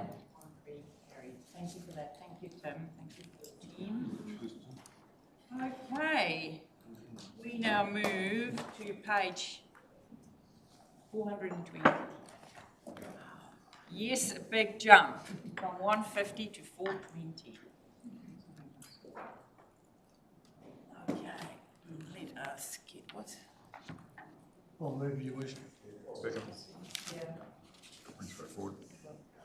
So everyone's got that in their diaries. Please turn up in numbers. We all go to the GHL AGM because it is our holding company. So I expect to see 12 other people there with me. Kapai? Thank you. Moved by? Who moved it? Andy. Who seconded it? Thank you. All in favour? Contrary, carried. Thank you. Kia ora, Anita. I just want to say, I always have to eat my words. Like, I thought it would be 2:10 by the time we got here. We are hoofing it. So well done to everyone for your considered efforts. Anita, the floor is yours. Transitioning to a new council following elections. Thank you. Kia ora everybody, so I'll take the paper as read, but just wanted to make some points in relation to the paper. So this is standard process required under legislation, in particular the Local Electoral Act. The key point is ensuring continuity and making sure council business continues during the election, that the Chief Executive will hold delegated authority during the short-term period for essential matters and within legal parameters.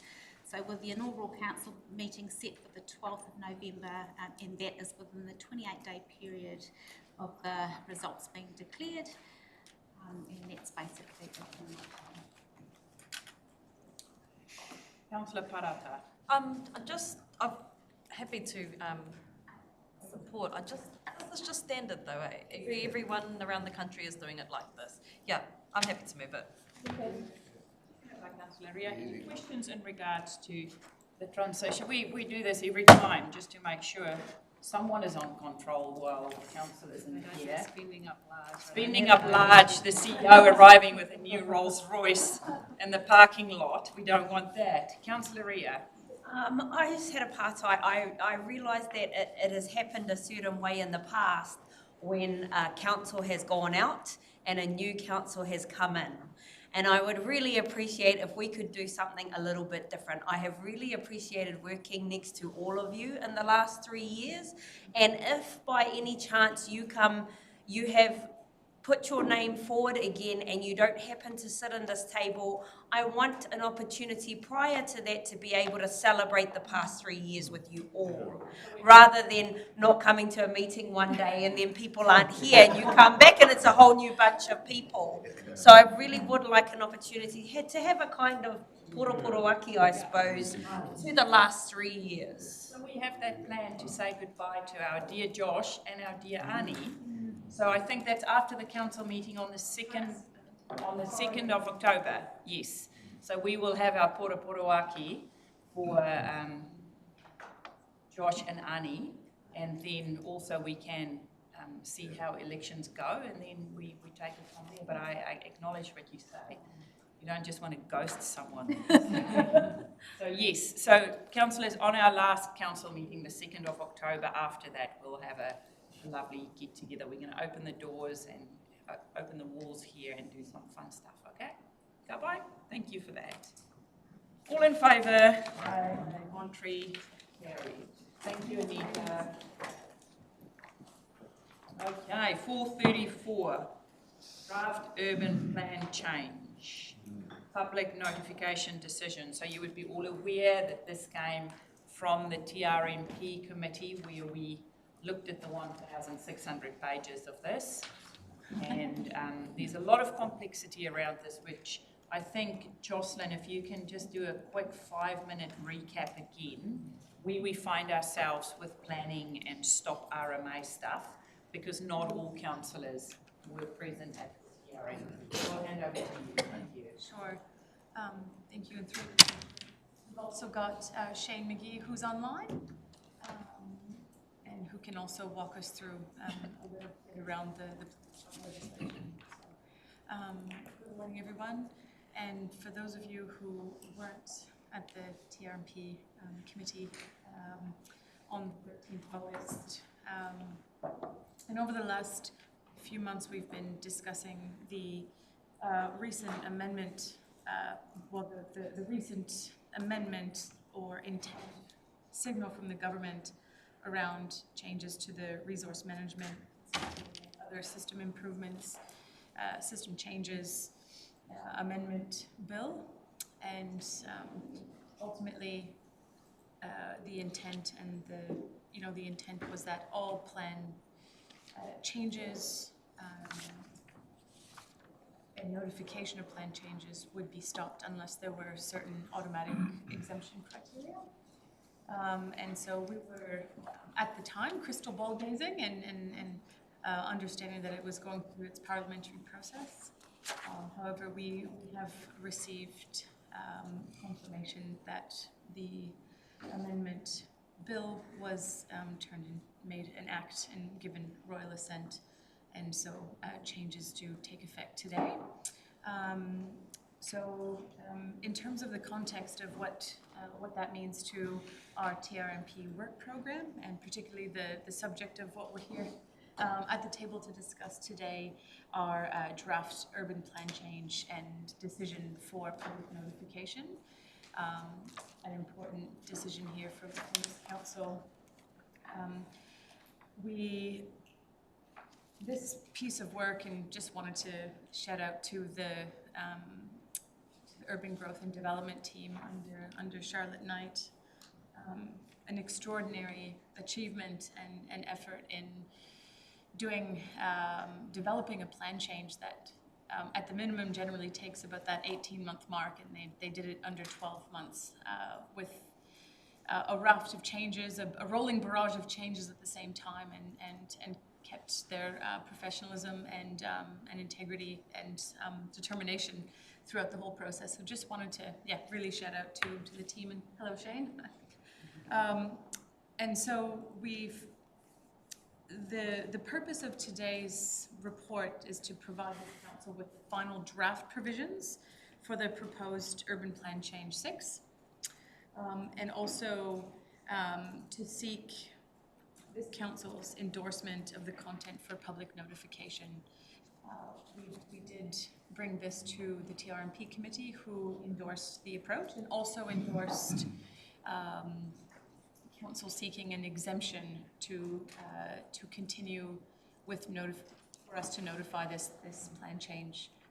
As mentioned earlier, there are some automatic exemption criteria, and an urban plan change doesn't automatically fit within the criteria, but it certainly aligns with the government's intent, particularly around housing growth and development. So I am going to turn to Shane, and the author of this report and the writer of this urban plan change, to elaborate and certainly to answer any technical questions. Thank you. Hi, Shane. Thank you, Jocelyn and your worship. I'll take the report as read, just reiterating what Jocelyn covered there. The TRMP committee have been exhaustively looking at the draft provisions that have been developed.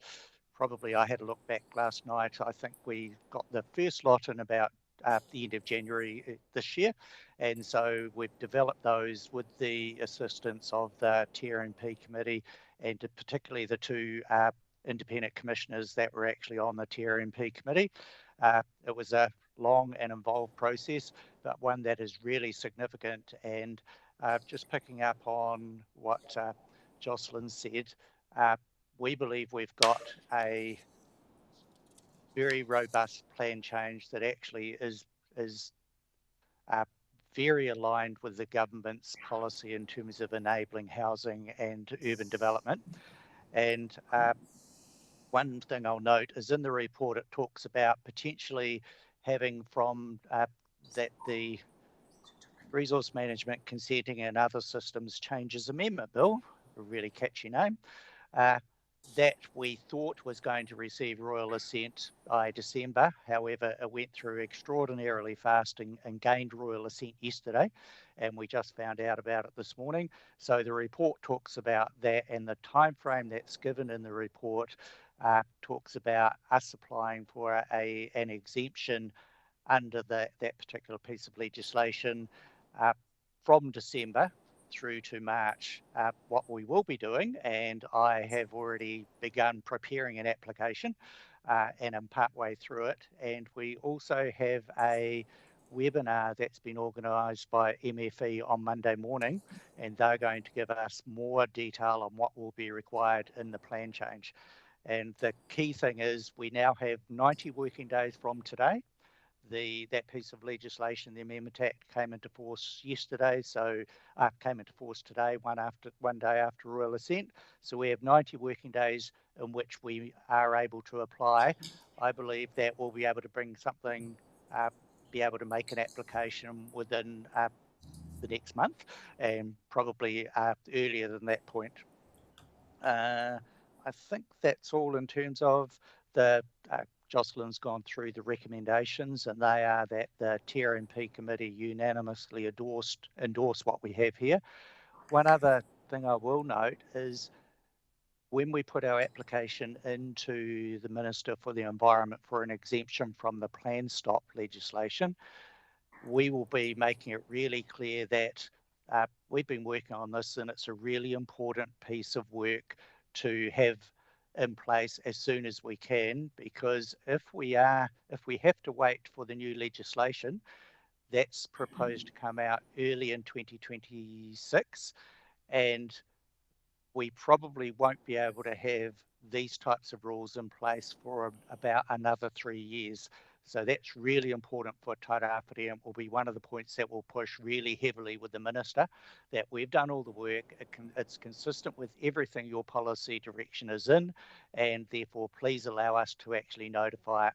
And if the time frame is right, we probably would be able to notify it very early next year rather than mid next year, as was put in the paper. Thank you. Happy to answer any questions. Thank you, Shane. Okay, can I hear from councillors who's not on the TRNP committee first?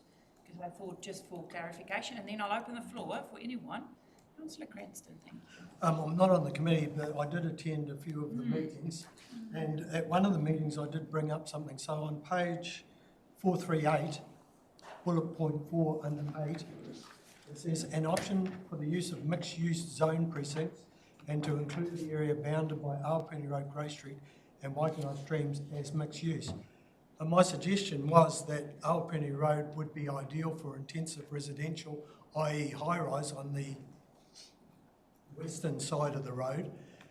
And I'm just a bit concerned that mixed use generally includes commercial and industrial, and that's absolutely not what I was intending with that. So I'd be concerned that it's actually encouraging industrial, which is actually the opposite of what I was intending when I made that suggestion. So mixed use does include commercial and industrial, and if it does, is there a zoning that is intensive residential or something that's more appropriate to what was my intention when I suggested that? Through you, Your Worship. Mixed use does include industrial and commercial, And the term mixed means there's also an enablement of residential activity. The matter of the zoning that part of the city medium density or another residential zone was actually covered through the future development strategy, which was the precursor to this plan change.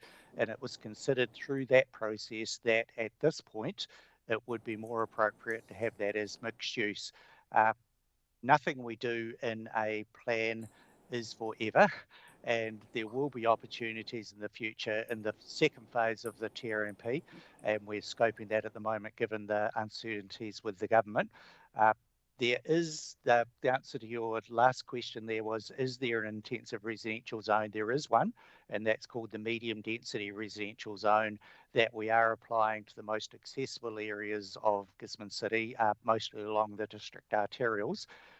That wasn't considered through the development strategy as being appropriate for this zone at this time. So as a councillor, deciding that it's appropriate, how am I usurped in that decision? The decision was made by the TRMP. Was it a specific agenda item? By the TRMP committee, and no, it wasn't a specific agenda item at any stage. It was, I recall you raising that, and that wasn't considered by the TRMP committee as something that should change through the process, and so it didn't change through that process. Also making it clear that the TRMP committee are advisory only. They recommend to council, it is this council's decision today on whether the content is appropriate to go through to public notification. Sorry, Yeah, can I it's a long just correct that? Sorry, that's not quite correct.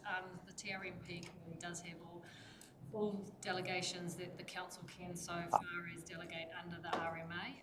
That was a committee terms of reference, but for the purposes of transparency, that is the reason why it's coming to the council for approval. That is concerning because there's been a long-held intention to get away from industrial for that area, so I'm just concerned that my concerns aren't met.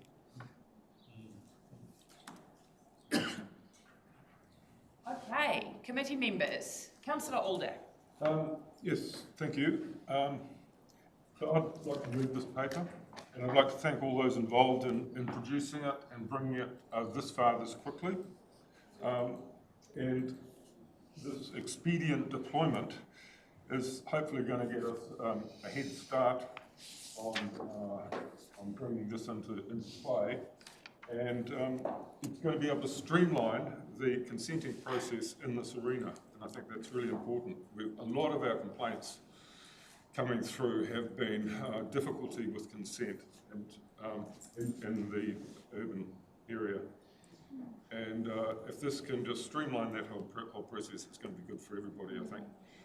I hear what you're saying, Andy, and I think there's a general thought to move industrial out of there. I'm trying to think in what other format it was, but I agree with what you're saying, the sentiment. So yeah, that's me. I'll move. Thank you. Thank you, Councillor. Any other queries? Councillor? I'm happy to second it, and I just reiterate exactly what Councillor Holder said. I was going to say the same, actually move it and say exactly the same thing, because it's now going to give developers and people that want to do in full confidence of where they can do and what the requirements are, and it's going to make their consenting way more easier. So it's going to be a big help for hopefully some population increase in our region. Thank you, Councillor Foster. Charlotte. I just wanted to clarify around the conversation around Awapuni in terms of looking more broadly and out to the future. We talked about that at the TRMP committee as being a piece of work we would look at through the master planning process in terms of how we go from here to perhaps where we want to be in 30 or 50 years' time, as opposed to trying to achieve it through this plan change. Councillor Thompson, thank you. Yeah, I'm not on the TRMP committee, and I'm probably not up with the play, hence my questions. My original question was why are we rushing this through, seeking exemption instead of waiting to see the changes and aligning the changes in terms of are there particular projects which will be immediately affected if we do wait? So I suppose that sort of answered in giving people who might have something on the horizon, giving them clarity. And I've just got another question. You said you're waiting for legislation to drop, and some drop today, and some's coming early 26. What are those? Sorry, I'm not sure what those two legislations are. I'll just respond to that first part. Sorry, I'm not on TRMP. I would have read all this before. Yeah, good. Through your worship, so just in terms of the first question about why now and why not later and wait until the legislation is in place. And one of the drivers for this, so we're working with a 20-year-old plan, so this is a major milestone in terms of actually having fit-for-purpose rules that enable housing growth. So whilst the risk of waiting is that you will continue to get complaints about our inability to move outside our old rules to enable that growth to happen. So this is a progressive way forward to enable housing growth and development, making it a lot easier for developers to do that. If at the risk of waiting for what comes out, we don't know what's going to be in basically the RM package of spatial planning and an environmental plan. It's a whole systems change. So in the meantime, we're essentially going to be stifling development for the next couple of years until something's in place.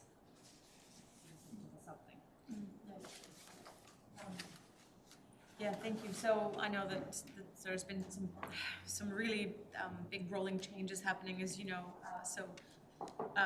Firstly was the rollout of the whole national direction package, and that was the package around infrastructure, and then also freshwater, and then primary industries. So there was new policy statements, changes to current policy statements, and environmental standards. The largest package since the RMA was enacted, and the government was really clear that the direction in that package of national direction changes would align with our future system.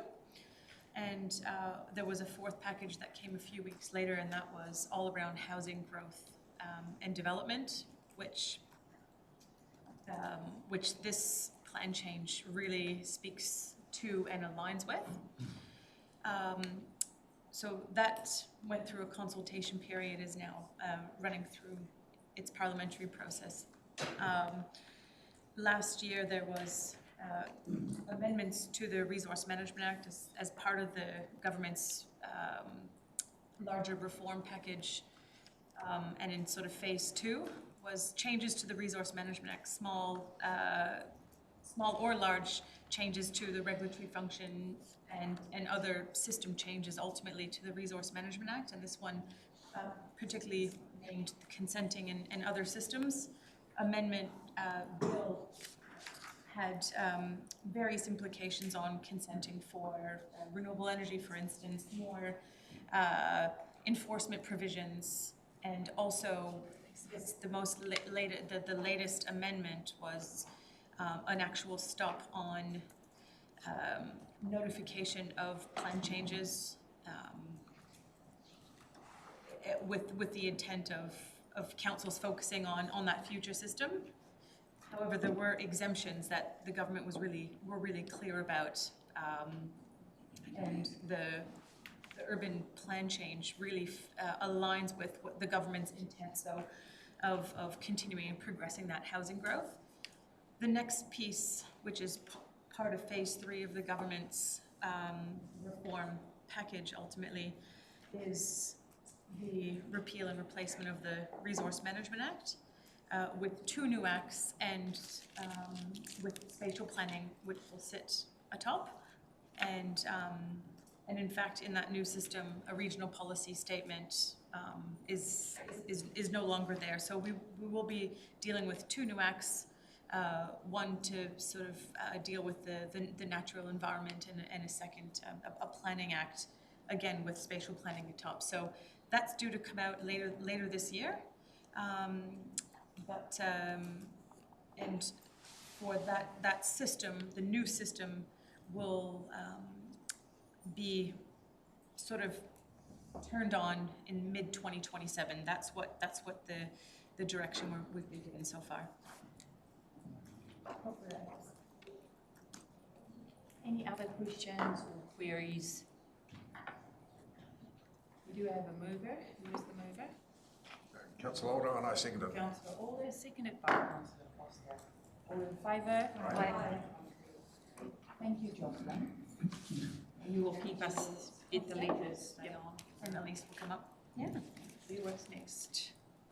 Let us go to our next paper. Alcohol control bylaw review. Thank you, Elise. Here we go. My messy office. Here we go. We'll do that. Floor is yours. Thank you. So, Your Worship, the alcohol control bylaw regulates and controls the possession and consumption of the alcohol in public places across the Gisborne district. So it is to reduce alcohol-related harm, promote safe and family-friendly public spaces, and support police to manage alcohol-related disorderly effectively. So the council reviewed the 2015 bylaw in 2025, so recently, under the LGA Act. And the statement of proposal was consulted in April 2025, and 39 submissions were received, with 77% supported extending to the city ban, 80% supported a new Kaiti ban, and 82% supported updating the maps.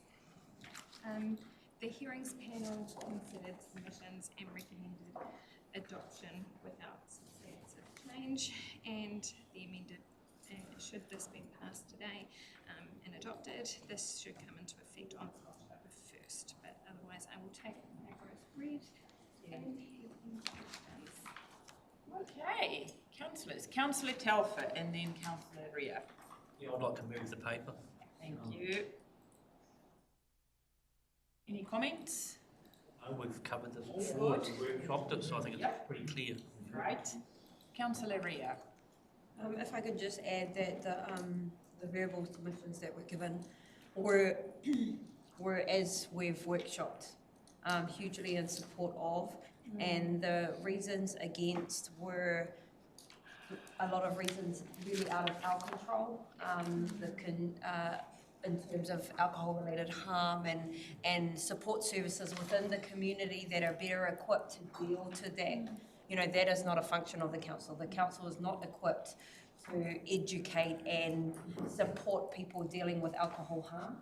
So, yeah, through the panel and the submissions, it was really clear that that the majority were in support. I did note that for our smaller, that we only asked about the proposed changes, and for many of our smaller communities, they were pre-existing areas, and we had made a note that moving forward, that if we were to look at update that, just to check with our small rural communities that the bans are in the place where they're most effective and where the community still wants them. And it was suggested that maybe it's a kaupapa that we put through Lillian, that Lillian actually does a part of her engagements with our rural communities to ensure that the alcohol bans within our small rural communities are still in the right place. And I'll second the board. Thank you. Councillor Alder. Everybody says they hate to be pedantic, but I quite like being pedantic, sorry. No, Colin. Page 457.71. 457. I think the use of the of dropping within the public place after including in a vehicle kind of loses the importance of the fact that alcohol in the vehicle is illegal if it's in that public place. Maybe just relook at that. It doesn't quite sound right. And then just on page 478, you've got Savent, large-scale Savent. instead of event. On page 5.1, changed large scale event capitals to little letters. So I should have done that offline. Yes, but it's all good. Great, it's been clear. If you've got any other grammatical or smaller issues that we need to include, please feel free to email either Jocelyn or Elise. But thank you for that. Councillor Gregory. Thank you. I'll second it if no one has or someone's. I think I have got, let me check. Yeah, moved by Tal, first seconded by Ria. Okay, so I just want to say this is kind of a little bit like the vaping one that we just did recently, because I walk around the walkway often and there's a whole village underneath the bridge there, and on the rainy day on Sunday there was a good old party going on the rotunda.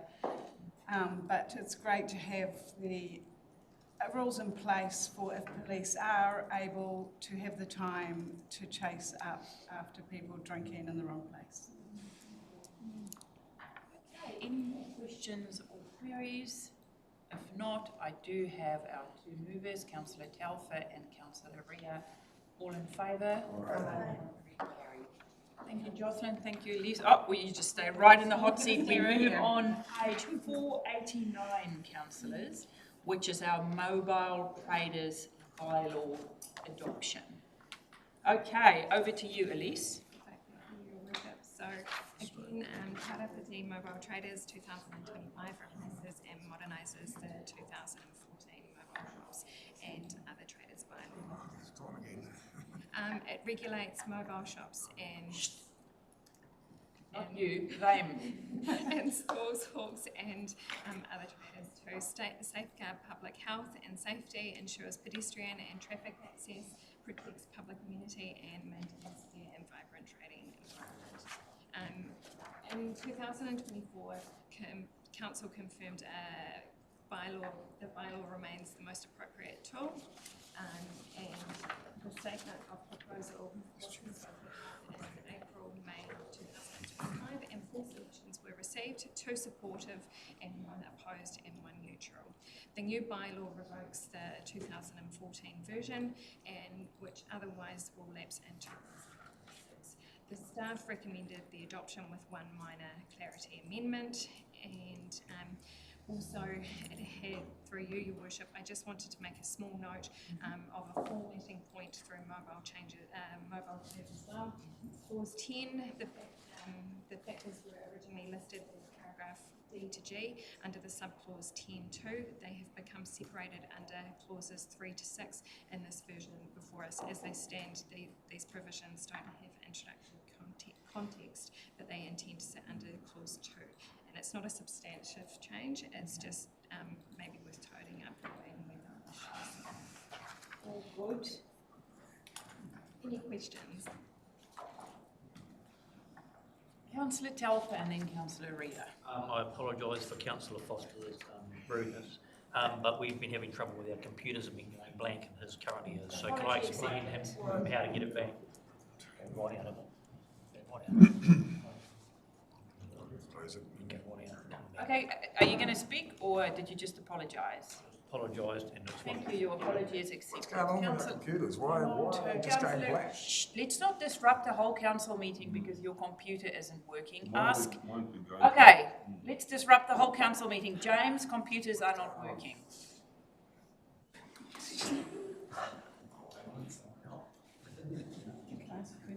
Let's stand up for 2 minutes, stretch your legs.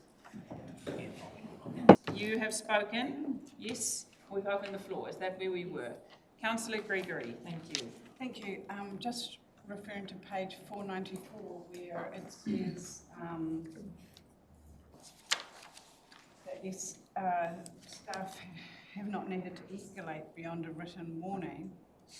And then when you go to 526 where it's been altered and so a written warning is gone now, I just don't understand why it needs to be escalated when previously a written warning's been in.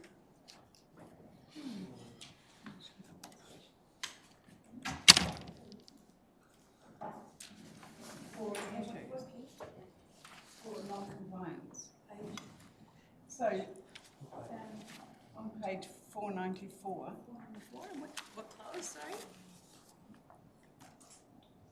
Oh, so, I can't get to it now because my computer's... I have no words. I rest my case. Well, it's just spinning. Yeah, I think it might be the rationale for the proposal to stated in the SOP is it the rationale? Yeah. This is an education first grade.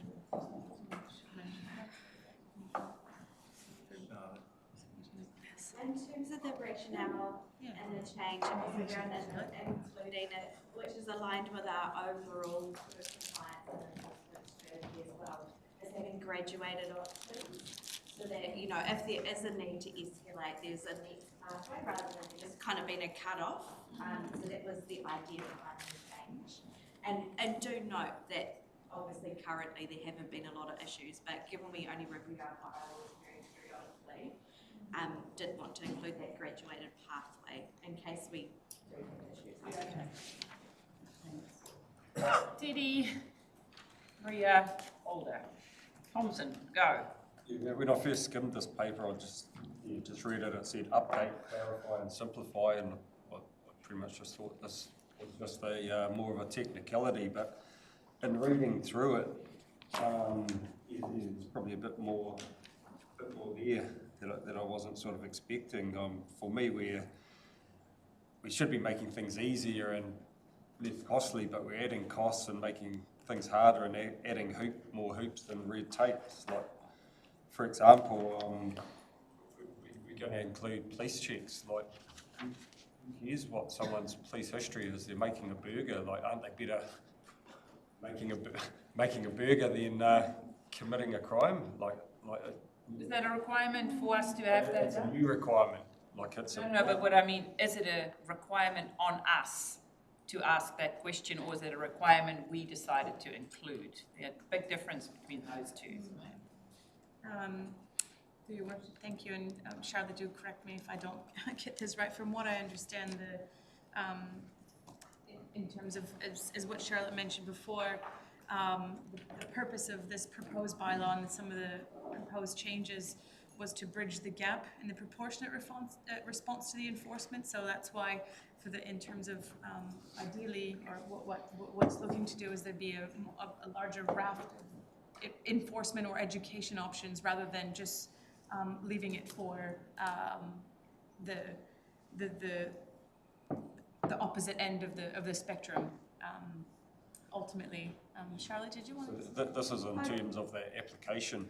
When they do the application form, they need to provide a police check. It's not. Do you mind just providing me the page you're on? We're on page 498.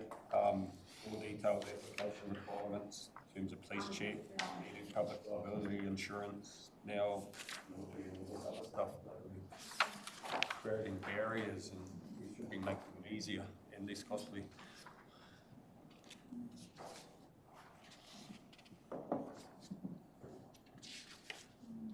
Into obviously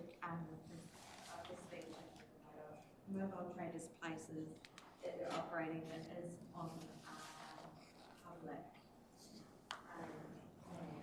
sorry, I'm just going to the right course. And also the road corridor too, I think. Yeah, so there we can go back and deep dive it a bit more to, I don't know the answer off the top of my head, sorry. However, it is a complicated space given it's also the road. Isn't the question that Teddy is asking, can you not make a burger if you've got a police record? Is it our job to ask you to say someone does have a speeding or something that is on their record and they don't get a clearance? Is it up to us to say to them, well, then you cannot sell sushi, or you can? I think that's what Teddy is trying. Is that correct? Is it just, if it's just that one as opposed to none of our business if they've got It's the police check. We should be. Council business, you would like. Yeah, but do we ask people for police checks before they open a shop? Because the question that I'm asking someone that sells sushi, can they not have a criminal record? I'm agreeing with you. Oh, you're agreeing with me. Okay. I'm just trying to understand it where Teddy's coming. Is that something perhaps we can remove? Charlotte? There's quite or get back to? There's quite a list of things like. Keep on going, yeah. It says they now need public liability insurance and location, like 20 working days, like you just added. Yep. A barrier for people. These people haven't got much money, and they see these barriers and it's too hard basket. Like we want to sort of encourage. For me, you want to encourage things, make things easier, make things less costly. And the opposite. And then James, Charlotte, and then James. Just to clarify, I've just been quoting a friend, the police checks in the current application process is not a new addition. Says it's new. Well, we've updated the clause. They used to we've have to do a updated- reference check, and now instead of Yes, get someone to do under the current bylaw. someone to give them a character reference, and now instead of someone giving them a character reference, we're now doing a police check, is what the reading says. So. That will be with the updated and the clarity of wording. That's. To me, the bigger question is, do we need to ask that of someone asking to be a trader in a public space? Is that our job to ask it? If it's yes, ka pai. If not, why are we making it tough? James? Sorry, through the chair, I was just going to back up what Sarah was saying. It's actually part of the process now, and there are some sound reasons. We're not going to be saying you can't have this particular thing because you've got, I don't know, a small traffic fine. These are actually we're looking out for flags around potential people who've been convicted of fraud, people who've been convicted of contraventions against the Health Act, and those sorts of things. So it is contextual, but we need to get that done as part of the process to identify things. It's the same reason that people have, police checks associated with working in schools. They're not looking for all minor offences, they're looking for certain offences that might then mean you can't work in a school. So it's a similar sort of deal.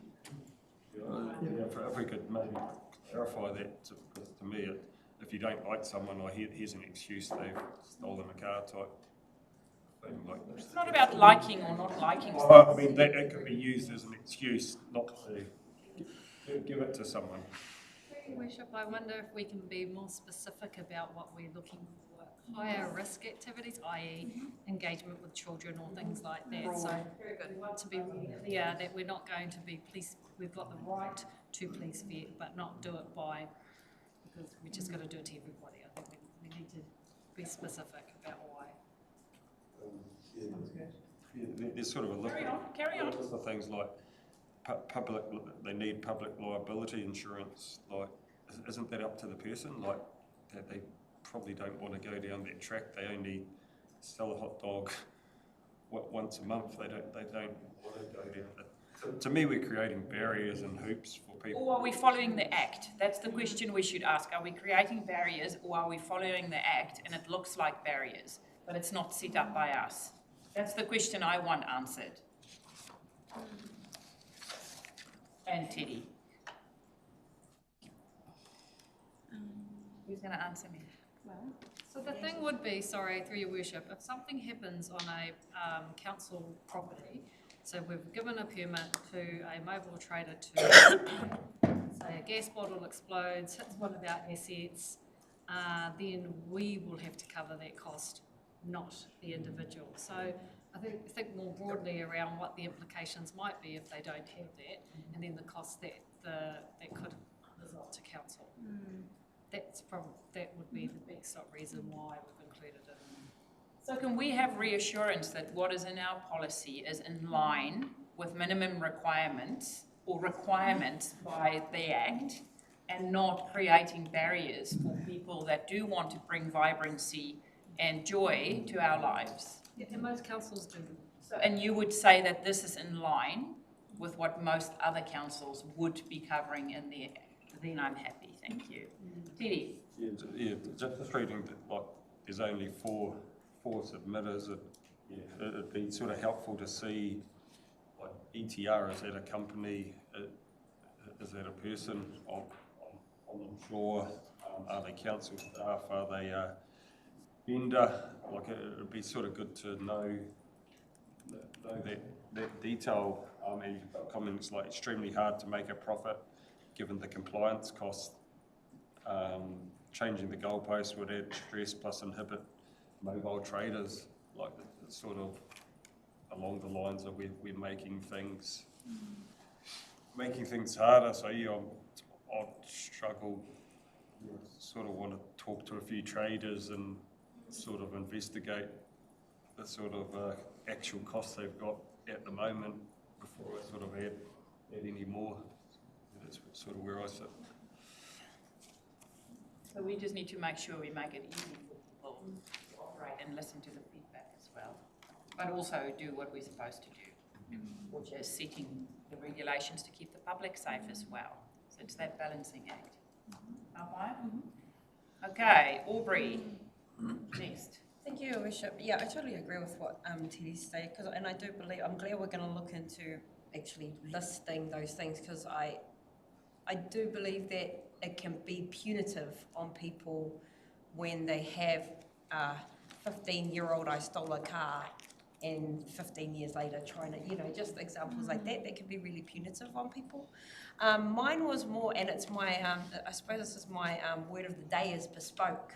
So I absolutely believe that when because it needs to be updated, but it seems like a one-size-fits-all paper. Whereas when there are local community groups and local school groups and local sports clubs and local marae that want to do a hangi fundraiser or a sausage sizzle to fundraise for community events, I don't think that they should be held to the same regard as one-off all year round vendors who might say come in for R&V. For example, that school groups, community group fundraisers, as opposed to private businesses or external of Te Tairawhiti. So I really do want to see something a bit more bespoke, so that traders within Aotearoa who choose to go and, because they add to events too. So we think about the Tairawhiti Multicultural Day, the Christmas in the Park, the Tamararo competitions. By having all of our local traders come in, they actually add to the success of that event. If you've got 100 families with kids and aunties and uncles and nannies and papas who are sitting there all day, having those vendors around to support community projects especially, they add to that ad and enhance that event. It's different for concerts, R&B and things like that. Days where, we have like trade roadshow days, which are external of our community. And so when vendors come in from outside of the community who only come in for a one-off this and a one-off that, I think there should be not a one-size-fits-all rule. And to be quite honest, I'm not sure how community groups and that are affected by this. How does it affect the groups that have a sausage sizzle outside Bunnings and the warehouse? How is it different for the lady who sells sushi, but her truck is actually on private property at a house around the corner? Like, I'm not sure how this affects that, because the bylaw is so linear. It's just one. It doesn't account for all the different types of situations that we have in our community, and I don't understand enough about it to be able to really comprehend what how this bylaw would affect each of those groups.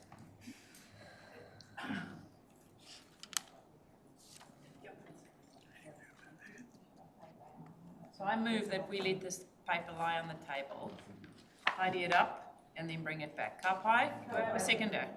Yes. All in favour? Aye. Carried. Colin. Thank you. Thank you for that. Thank you, Elise. Okay.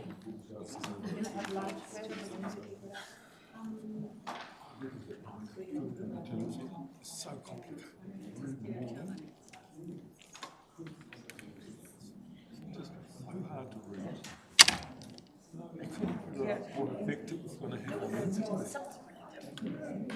I was going to suggest, did someone suggest running this? Okay, so my plan, listen everyone, I think what I'm going to do, GHL is sitting outside. So what I am going to do is, we go on, we're going to work till 1, okay? Not break at 12:30. What we're going to do is go through, yeah, I can see the shocked faces, look at all the sad faces. We are going to do Te Karaka, then we're going to go into public excluded, and then we're going to finish the day. Ka pai? So let's do this for the next little while, and then we will break up. So I'm going to push us through right to the end. Ka pai? Everyone happy? Let's go. Welcome, Joss. Welcome, Tim. You're all good for Joss to take lead in this. So I'm going to take you to page 532.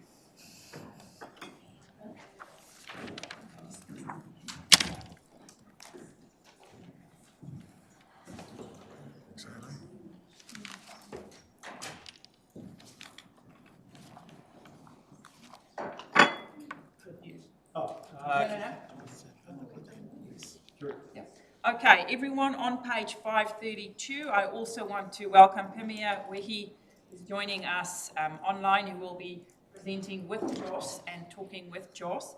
I'm going to hand over to you. Thank you for this piece of work. You give us the lowdown, and then we'll open the floor for questions of clarification and debating. Yeah, kia ora tātou.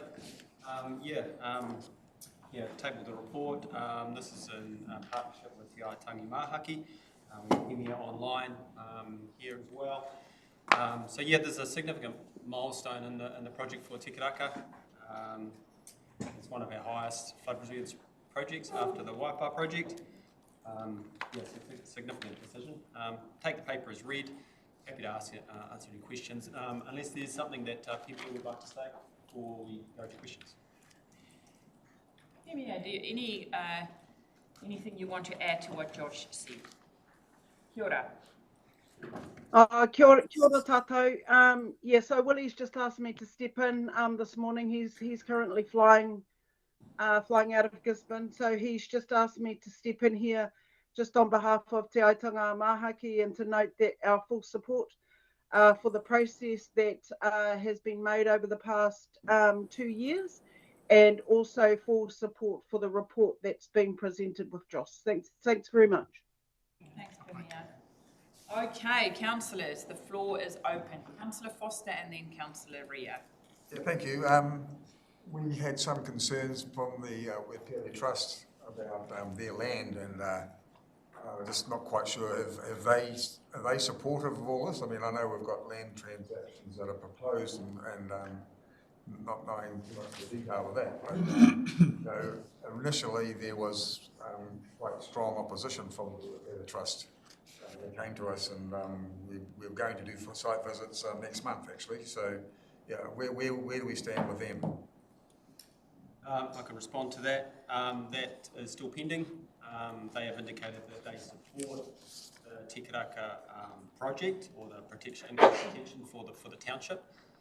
There's other matters there that we still need to discuss and confirm. So that's still, it still hasn't been confirmed as yet. But that will be part of those discussions as we go into concept design through to consenting. Will be required to be discussed and confirmed. So if we approve this today, that still leaves room for negotiation and with the being able to hear their concerns. And if we do go out there and are convinced otherwise, there will be still room for some. Through the chair, yes, that's correct. There's still concept level design. There'll be some refinement of alignment, not the height, but exactly how that interacts with property boundaries and services and the like, as well as the state highway. So the detail still has to come.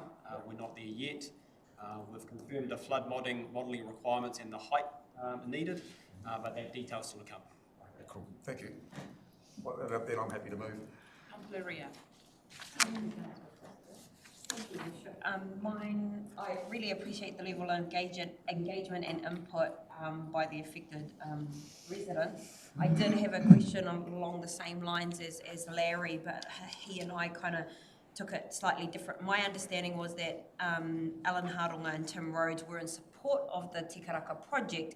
However, they were asking for an alternative to be sought for another site, and that needed to happen with the council. So I do remember they were in support, but they were asking the council for some open dialogue around a separate piece of whenua. I wanted to, I am in support of the paper. I just want to be really clear about some of the things. So on page 539.54, how will the reallocation of funds affect Gisborne City North projects? So, you know, there's lots of times where we've had to reallocate funds and it's taken from somewhere to put somewhere else. And I'm supportive of the paper, but I want to know what is actually losing funds in order for this project to receive funds. Kia ora. Kia ora. I'll respond to that through the chair.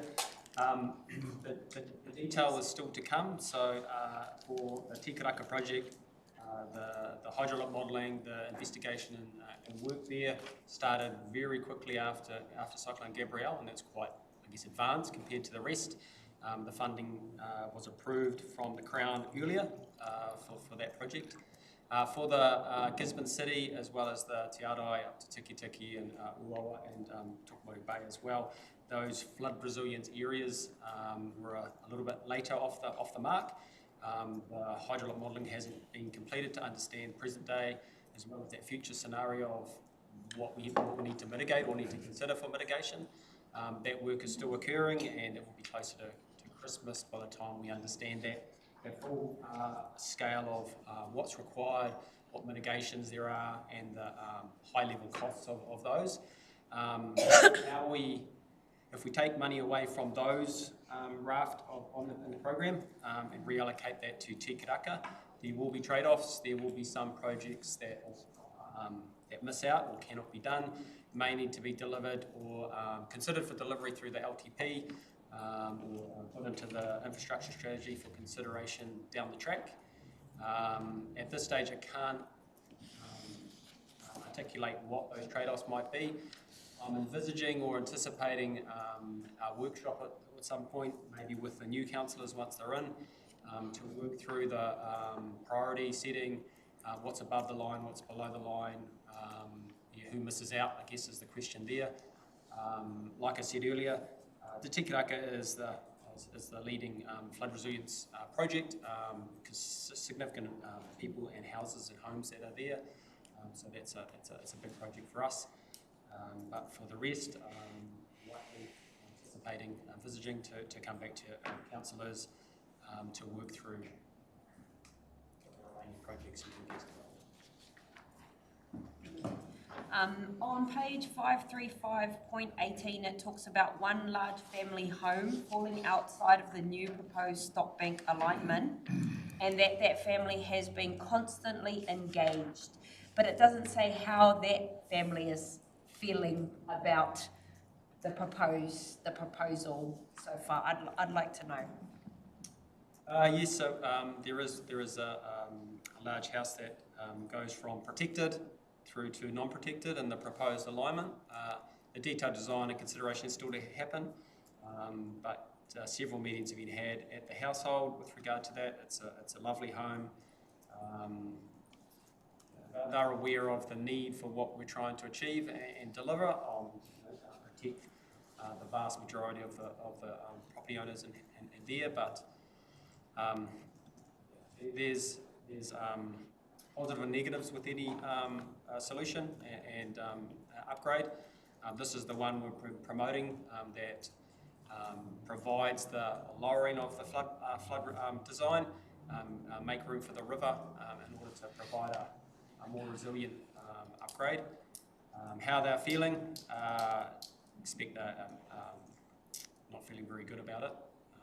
But you'd have to speak to them directly to confirm that. But yeah, totally understand the reasoning why. Just wanting to understand more how it affects this family. But other than those questions, I would like a follow-up. I would like a follow-up on once we know, once we get closer to the numbers, that what's going to miss out in order for this project to happen, and also how this family is feeling.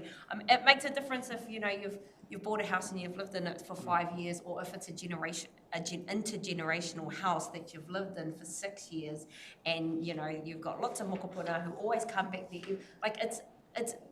You have more of a piringa to that house, to that whenua, and so I know it has to happen, but I just want to make sure that we're doing it in the best possible way. Because absolutely support that that the Te Karaka community and all that it's been through absolutely needs this level of protection. But I want to ensure that we're not discounting maybe people who this activity would affect. Ka pai? So I'm happy to second the paper. Kia ora. I have a few questions for myself. So we all received an email from a lovely Jenny, and I caught up with her yesterday and really considered approach to this paper talking about medium-term solution and concerns that we are not looking at the bigger picture or longer-term picture, and a lot of money goes into this. One thing that I said to Jenny yesterday when we caught up is that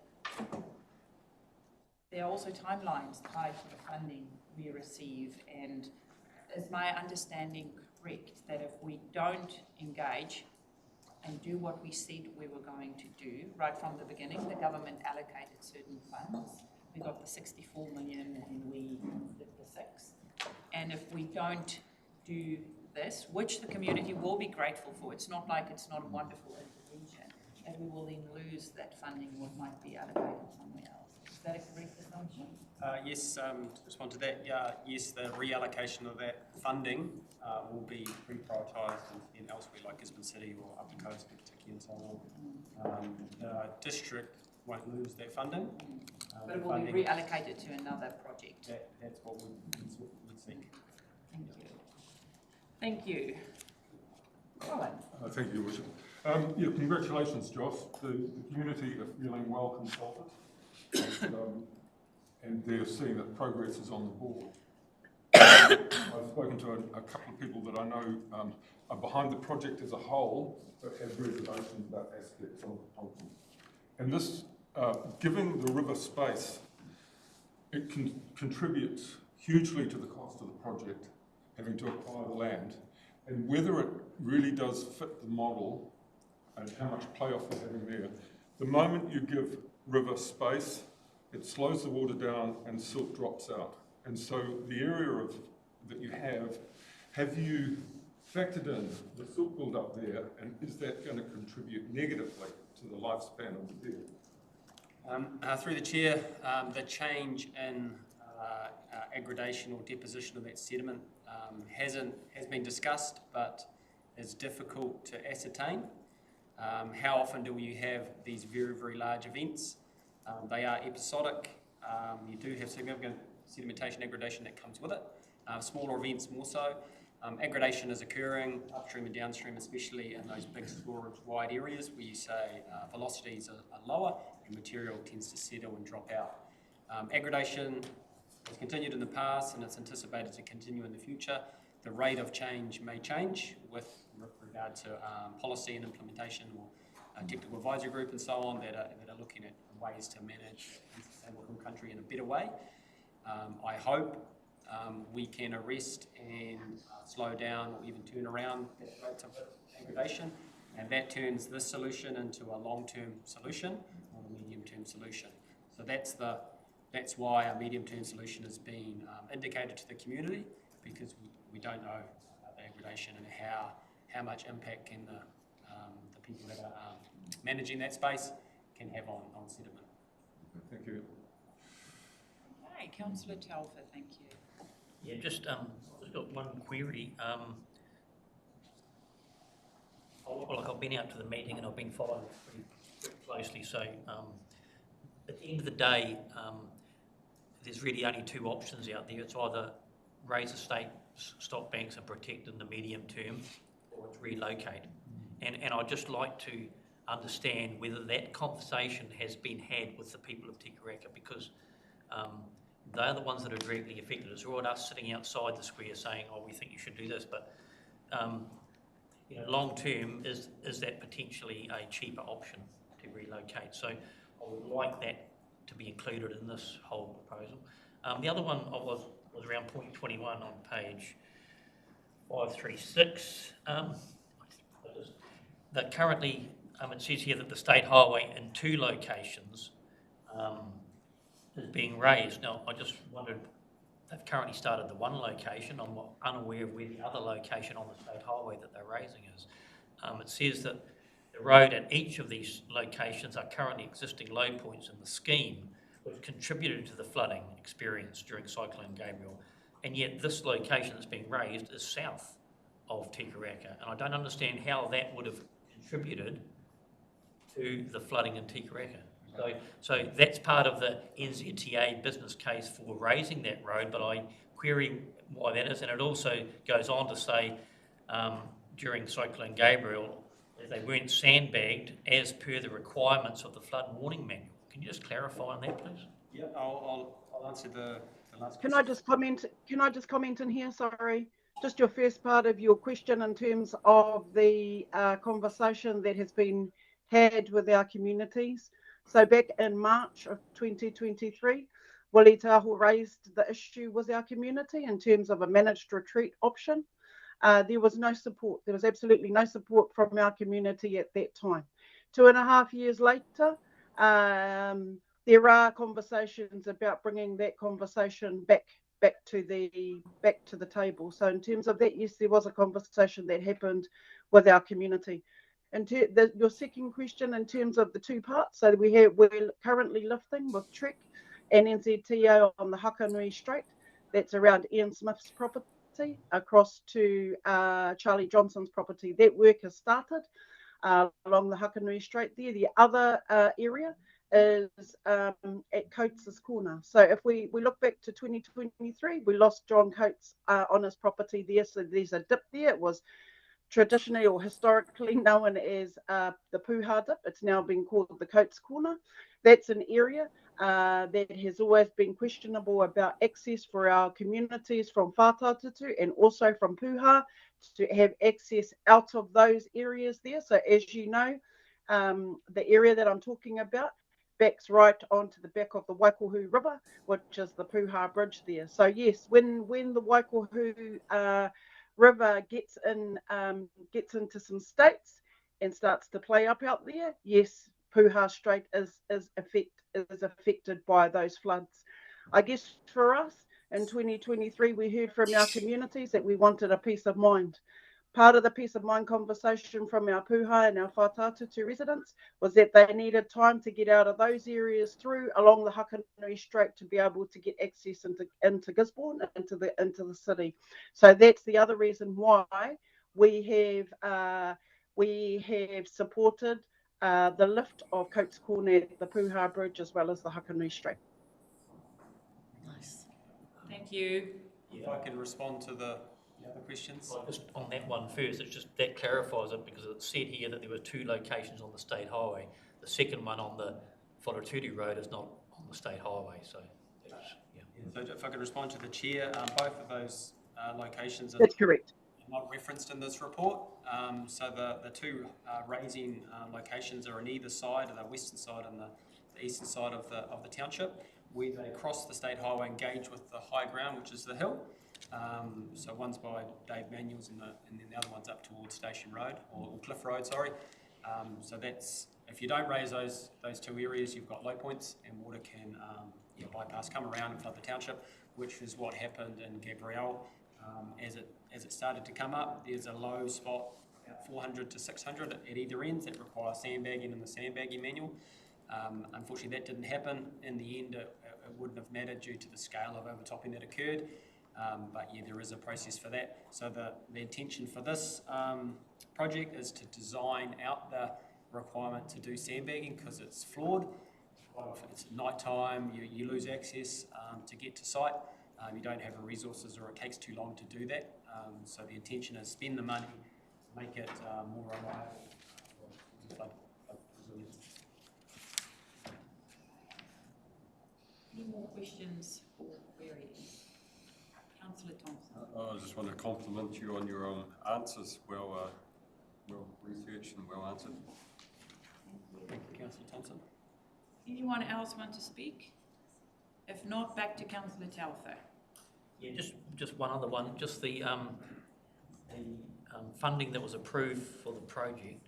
Am I right to understand that this project has blown out way past that initial funding? Is that true or not true? Just to respond to that, so very quickly after Cyclone Gabrielle, we went to the Crown to seek funding in order to investigate and deliver these flood resilience improvements. One of the assumptions was that would simply upgrade the existing stop bank in the current alignment, which has very limited compensation associated with it. So that was based on rates from the contract rates from the Waipa project, with a bit of contingency in there, and that's in line. But in order to do a smarter or more sustainable solution, make more room for the river, and to move away from that hazard, it's a lot more expensive. So it's a change in scope. It's probably a better way to put it, rather than a budget blowout. Councillor Cranston. Yeah, just curious, a few years ago we had a demonstration down at Midway about a flood protection system that looked pretty good in the demonstration. Whatever happened with that, do you know? Are you aware? Oh. It was civil defence. It was for civil defence. No, it's not river, no. Look. Any more questions of clarification? If not, got a mover and Councillor Foster, seconded is Councillor Ria. Thank you, Joss. This brings us to the end of our public meeting. I now close the public meeting and thank the public for attending.